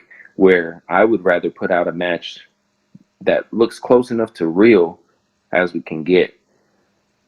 So, but as far as like calling spots, like a lot of times I'll tell people to call heat, but don't call it, just do it, and I'll react. But a lot of times they'll like grab me and still be like, hey, do this, and I'm gonna hit you with this, and they'll call like 6 moves in a row. And now, like, as you're shooting me off into the corner, I'm thinking about all these different moves, not thinking about what you're about to do to me. I'm thinking about the 6 moves from now that you just told me you're gonna do. Do I know how to take this? Am I supposed to? Okay, like, does it make sense? So now you're coming to run in and hit me with like an elbow, and I'm like, oh, like last second, I'm like, oh yeah, and then I take it. So like then it looks strange, which like I don't like to. That's again why I don't like to really call stuff in the ring, because you could, if you really look at me, you can almost like tell like, all right, my brain is working at 1,000 miles an hour to like put this together, and then like I don't know, it's just, and like I'm sure you can tell from this interview, like I'll just go on a tangent about things that I'm passionate about. Like I don't know, like we were talking about music, and then it turned into a Black Lives Matter speech. No, we love, when our guests, I don't like to say contingent. It's just, you're speaking about something you're passionate about. Mm. That being said, you are the answer. So, what's a question that the answer doesn't have an answer for? Somebody asked me this recently too. One of my friends, he was like, "So you have the answer, but what's the question?" I don't have an answer for. Actually, I do have an answer for world hunger. It's a tax the billionaires, but man, I don't even know.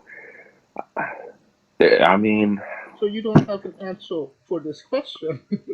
yeah, I guess not. It's funny. The answer thing also kind of was just like halfway a joke, because it was just like, everybody always says like, "Oh, who is the best?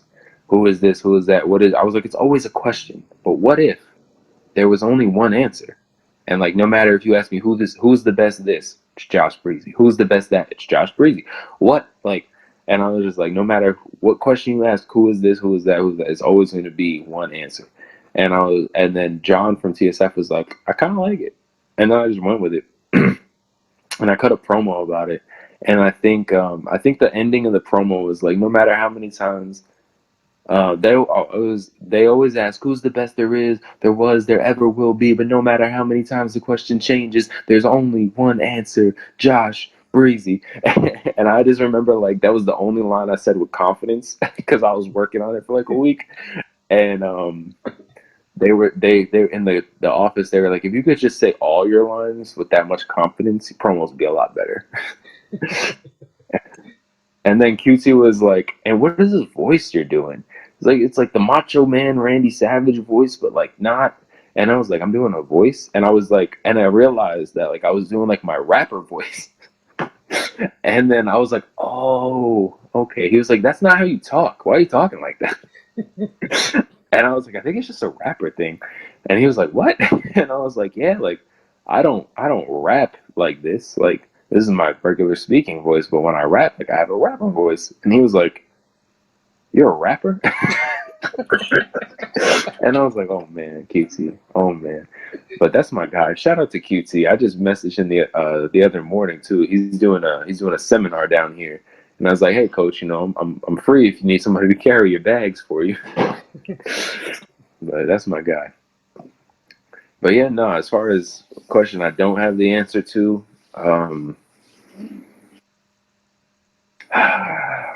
oh, is water wet? Don't know about that one. Don't know about that one. Is the dress yellow or blue? Still not sure. It really depends on which one you look at. Wow, we're going into deep things. I even Right? forgot about the dresses, blue or yellow. Those are Find out next time. alright. Now you mentioned that you're soon to be a father. Hmm. Congratulations, by the way. Thank Um, you. Thank you. how has having a child on the way changed your perspective on your pro wrestling? Well, it's made me want to be less of a spot monkey. Um, cause definitely climb when I pitched jumping off the entryway at Pro South. I didn't really think it through all the way. Like, hey, I could break my neck and never be able to walk again. Um, and once I did it, and then I watched it back, and I saw that the table that Christian Garrett was on, which is where my head was landing, didn't break. And if it was the other way around, that the table he was on broke, and the other one didn't, my neck would have hit the ground, and my feet would have still been in the air, and I probably would have gotten really hurt badly. So the fact that like I was literally a table away from possibly being paralyzed really really was like, hey man, maybe we should, just limit this for now, especially when you're getting paid $20 a show. Like, chill out a little bit. When they start paying you couple thousand a show or a couple hundred a show, go for it. But for right now, kind of just keep the swantons in the ring. um, yeah, it's just like, and it also made me just want to work harder. Like, I just recently got like sick. Like I couldn't even like walk. Like I thought I had COVID again.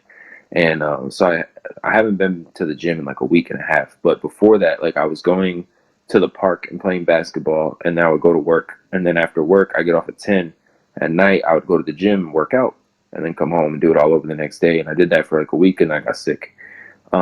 And it's just because she's due in April, and I really just want to be in like my best shape, just so that once like that first month, I can be a dad and be home all the time, and then but still working. And then the second month, I'm going to take my leave so I could be home again for like that second month. And then like the third, fourth month, like I kind of want it, like, because at that point she's in a routine now. She's not like crying as much and things like that. I want to start getting back out there and taking bookings so that by the time she's one or two, like maybe I could be on AEW regularly.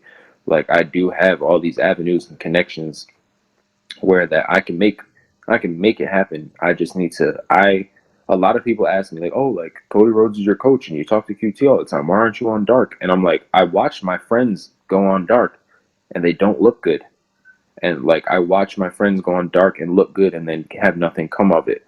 And I want to like John and Dean and Hunter and Carly Bravo, like Brooke Havoc, they all get on Dark and they all look great. And they're doing it. But I don't look like Carly right now. So if Carly is the goal, why would I set myself up for failure? Because Carly doesn't have a contract with AEW, and Carly is probably the best thing to come out of the Nightmare Factory right now. And like he just did a Impact pay-per-view, and he did another match on Impact, and I think he's probably going to end up getting a contract with Impact.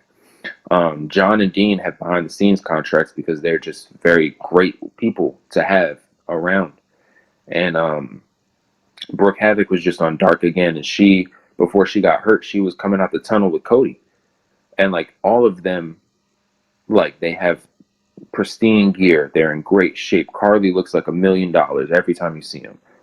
Like I I don't feel like I look like $1,010,000.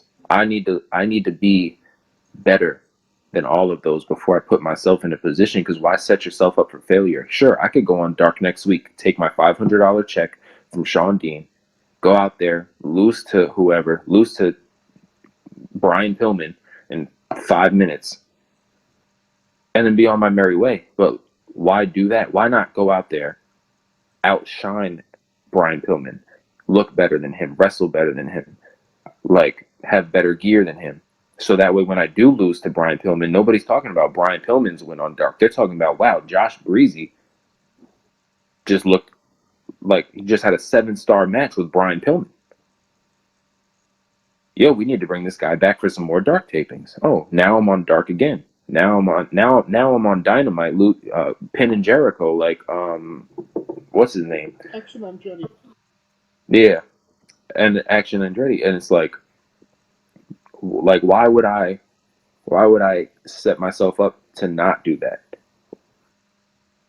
So like for right now I'm content working these smaller impact shows, LOL, working these smaller independent shows, so where I could just stay in ring ready in case something, like if QT called me tomorrow and was like, hey, we need an extra for this, of course I'm gonna say yes. But like for the Hard to Kill Impact pay-per-view, they needed extras, and I reached out and was like, hey, like, you know, just let me know a couple days before, because it was in Tennessee, so it's a 10-hour drive for me.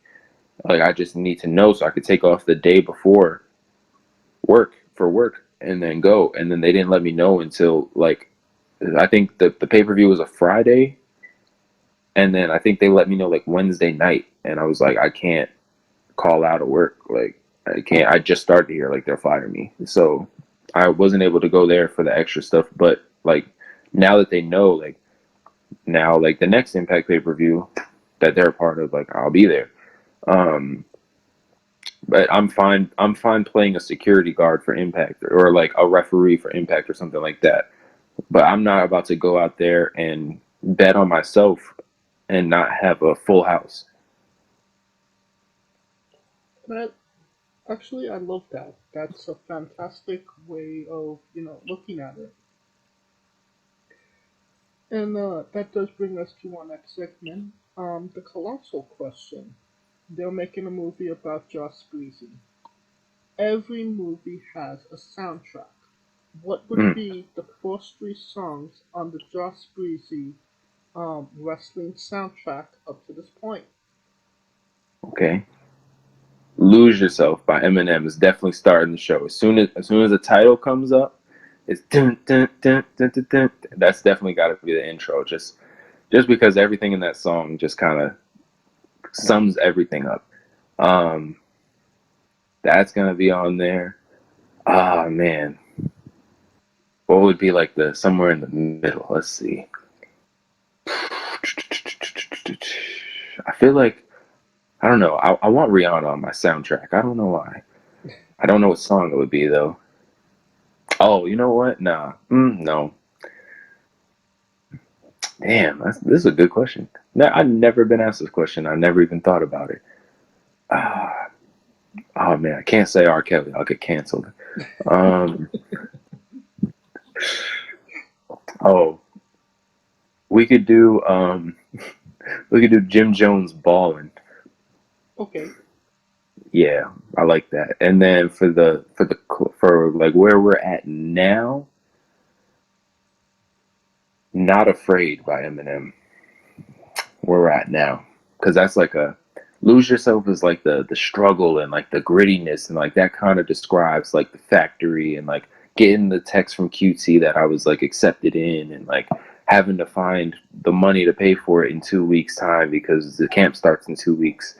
And then Ballin' by Jim Jones is like that high that we were on like after the showcase, and like feeling on top of the world and being on the Full Gear pay-per-view and things like that. And then Not Afraid is like a reset, like you're just coming into like a new chapter, and like whatever is ahead, like nothing's gonna stop me. Like this is where we're about to go. Like we're about to take off. Like you've been through all this, you've been on the highs, you've been on the lows, and now it's time to just excel. All right. Do you lock it in?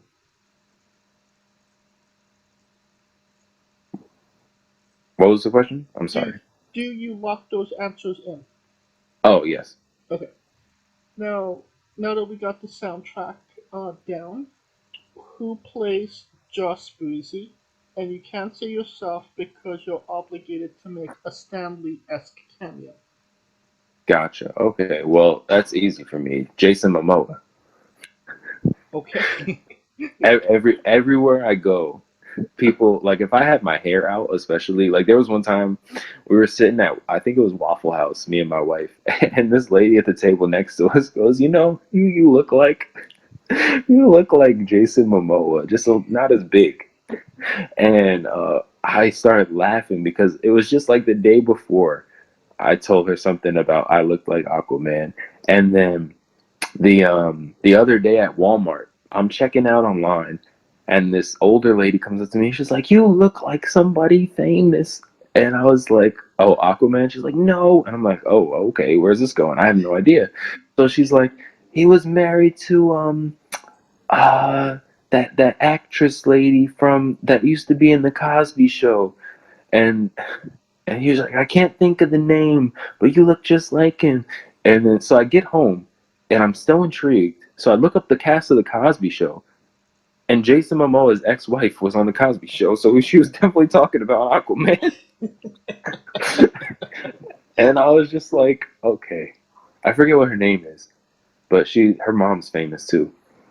But yeah, so like people always say like you look, and I was actually coming up with some Aquaman gear, like when me and my wife first started dating, and I was like, yo, it'd be so dope, like if I did like this. It was like this purple and teal. It's like an evil Aquaman from the comics, and it was like it was purple and teal, like some gold, and I had the suit set drawn up.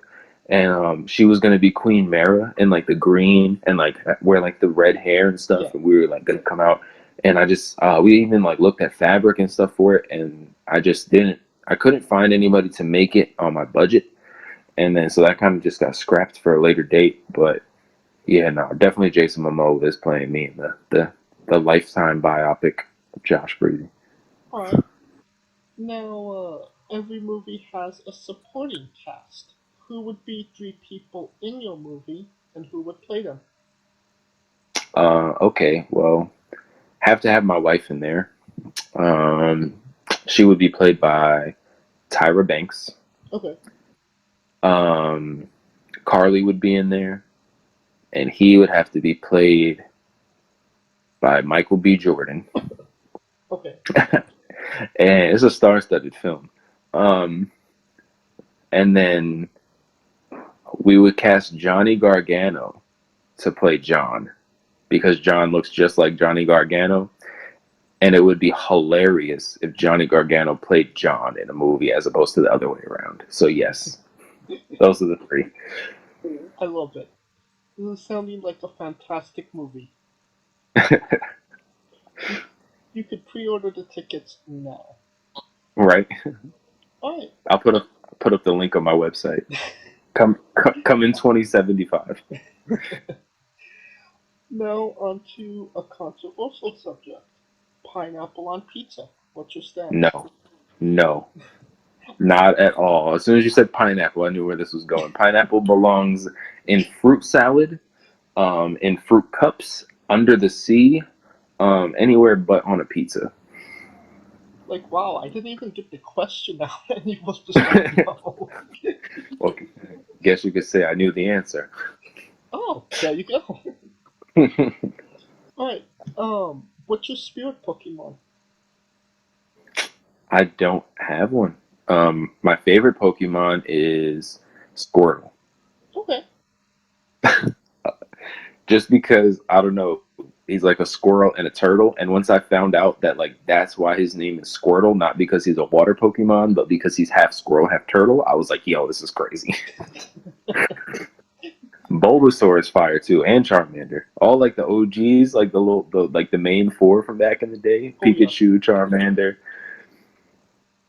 You're not gonna get any complaints about the OGs from me, for sure. Right. Alright. We love the late great Tracy Smothers on the show. Do you know Okay. the acronym for Doug? THUG. No. T is for terrible, H is for hell, U is for ugly, and G is for jail, because a Doug can't spell. That's funny. Yeah. QT's not teaching you the good stuff yet. Right? Yeah. Again, love Tracy Smothers, trying to keep the memory alive. Gotcha. Alright, and the weirdest question you'll be asked on a wrestling interview. Would you ever consider wrestling a rock? Not Dwayne Johnson, not the country, an actual rock. Yeah. Why not? I mean, if Kenny Omega could wrestle a broomstick, and then like you build it as it is Dwayne Johnson, and then you come out, and then there's just the boulder from the pizza delivery episode of SpongeBob just in the ring, and then like obviously it wouldn't be an actual boulder; it'd be made out of like styrofoam or something, or like a hard plastic. But you just like you run into it, you take a bump on like a shoulder tackle. You could even actually hold on. Wait, this is gonna get crazy now. You put a metal plate on the bottom, right? And then you get a big ass magnet under the ring, and you have somebody under the ring moving the rock. So like you have the rock in the corner, and everybody like you start looking at it, and then it starts to move, like it starts to circle around the ring, and now you're like selling it. So now you start to circle with it, and then you go to just you hit the ropes and you go for a shoulder tackle, and the rock meets you in the middle of the ring. Boom, you take a bump and you just can't believe it. And everybody's trying to figure out how this rock is moving.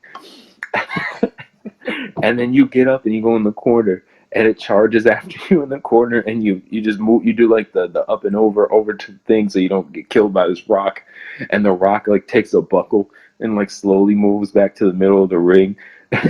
And then you go in for like an axe handle or something, and then because it's a rock, you hurt yourself. And then you just start falling, and then eventually you just, I don't know how you would end the match, but it'd have to be like a count out, like, or something like that, like a 10 count or something, where you go for like a flying headbutt or something.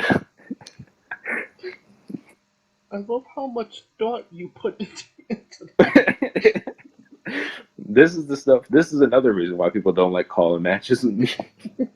A simple tables match turned into a 5-table spot. Well, just for context, there's this wrestler named Psycho Mike that wrestled an actual rock for over 15 minutes in a Tungsten Man match. An Iron Man match that lasted for 2 weeks. Jesus. Yeah. All right. He did not. I don't know if I could. I don't think I could make it last 2 weeks, but I can give you a good 6-minute match with a rock. As long as we got a magnet and some metal. Alright, Von Vertigo, book the match? Question mark? Right? Somebody. Alright. On a more serious note, where do you see yourself in 5 years?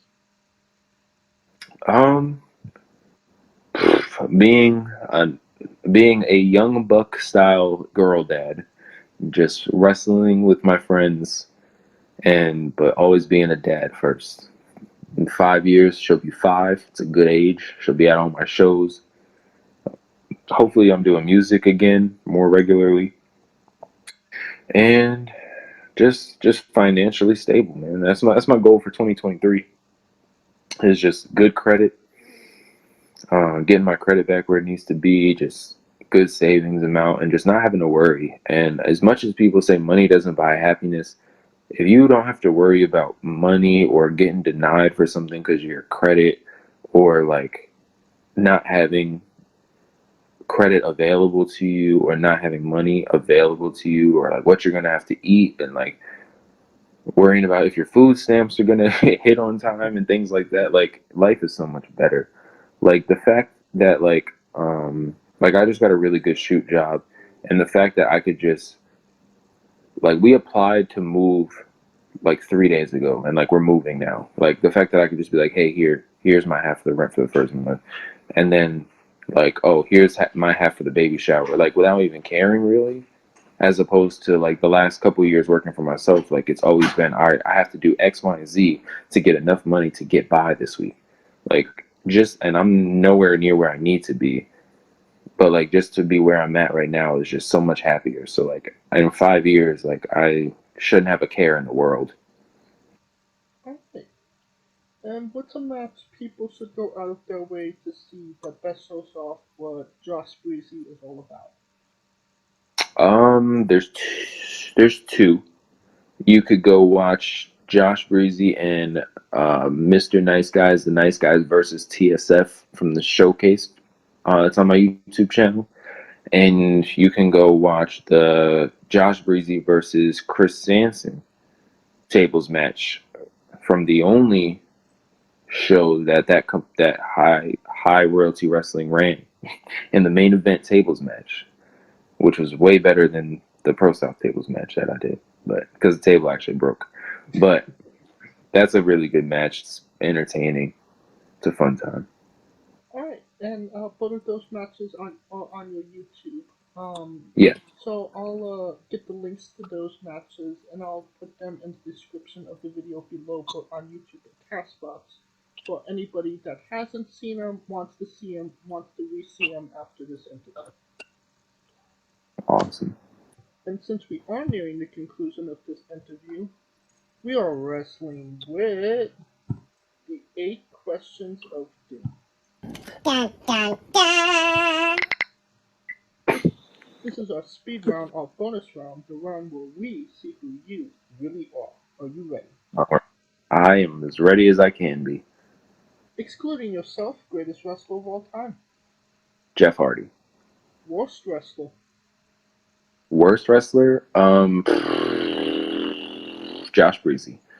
No. You can't kill yourself. Alright, worst wrestler. James Ellsworth. Okay, I will accept that 100%. You're main eventing WrestleMania for the World Championship. Who is your opponent? Undertaker. If you could come out to anyone's entrance music, past or present, who would it be? The Hardy Boys Loaded theme. I need to juke with the Hardys. The original. Yeah. Okay.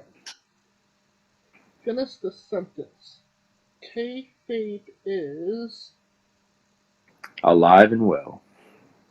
We would have also accepted taste great on toast. Squash. Vegetable or fruit?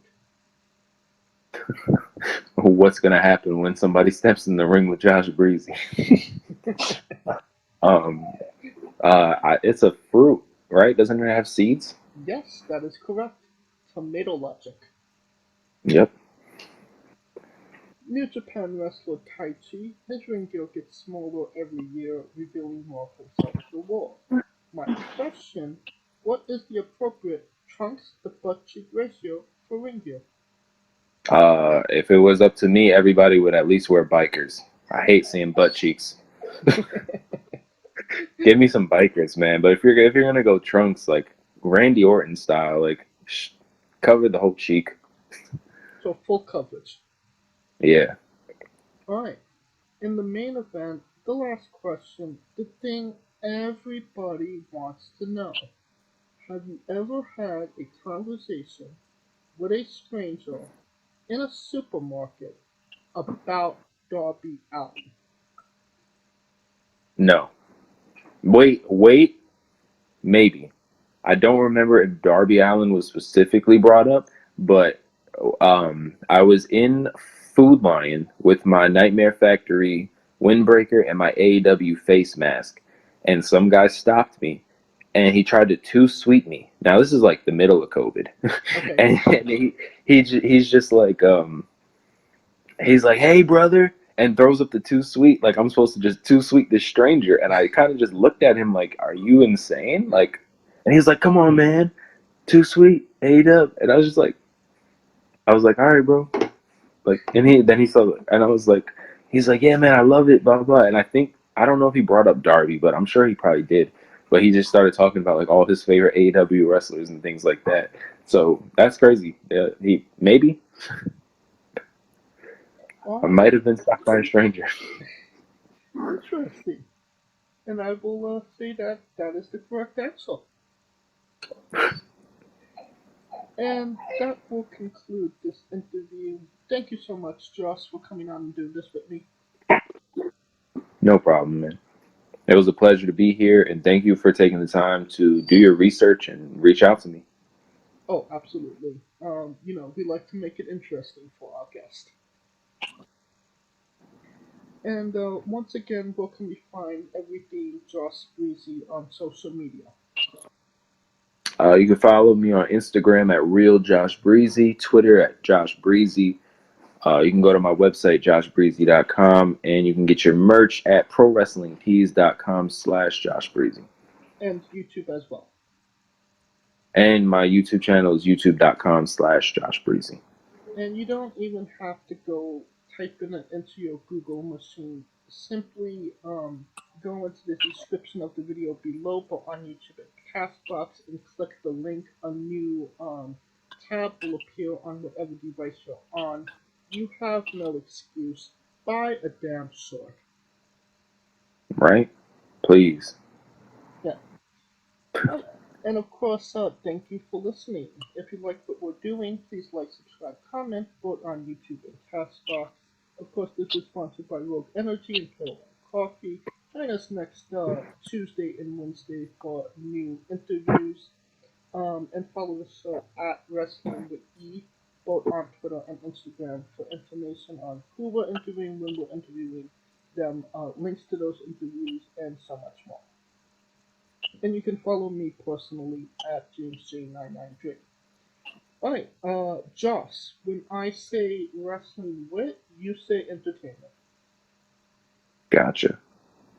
For our very special guest, Joss Breezzyy, Calico Yacht, Scooter Dust, I'm James J, and this has been Wrestling Wit Entertainment.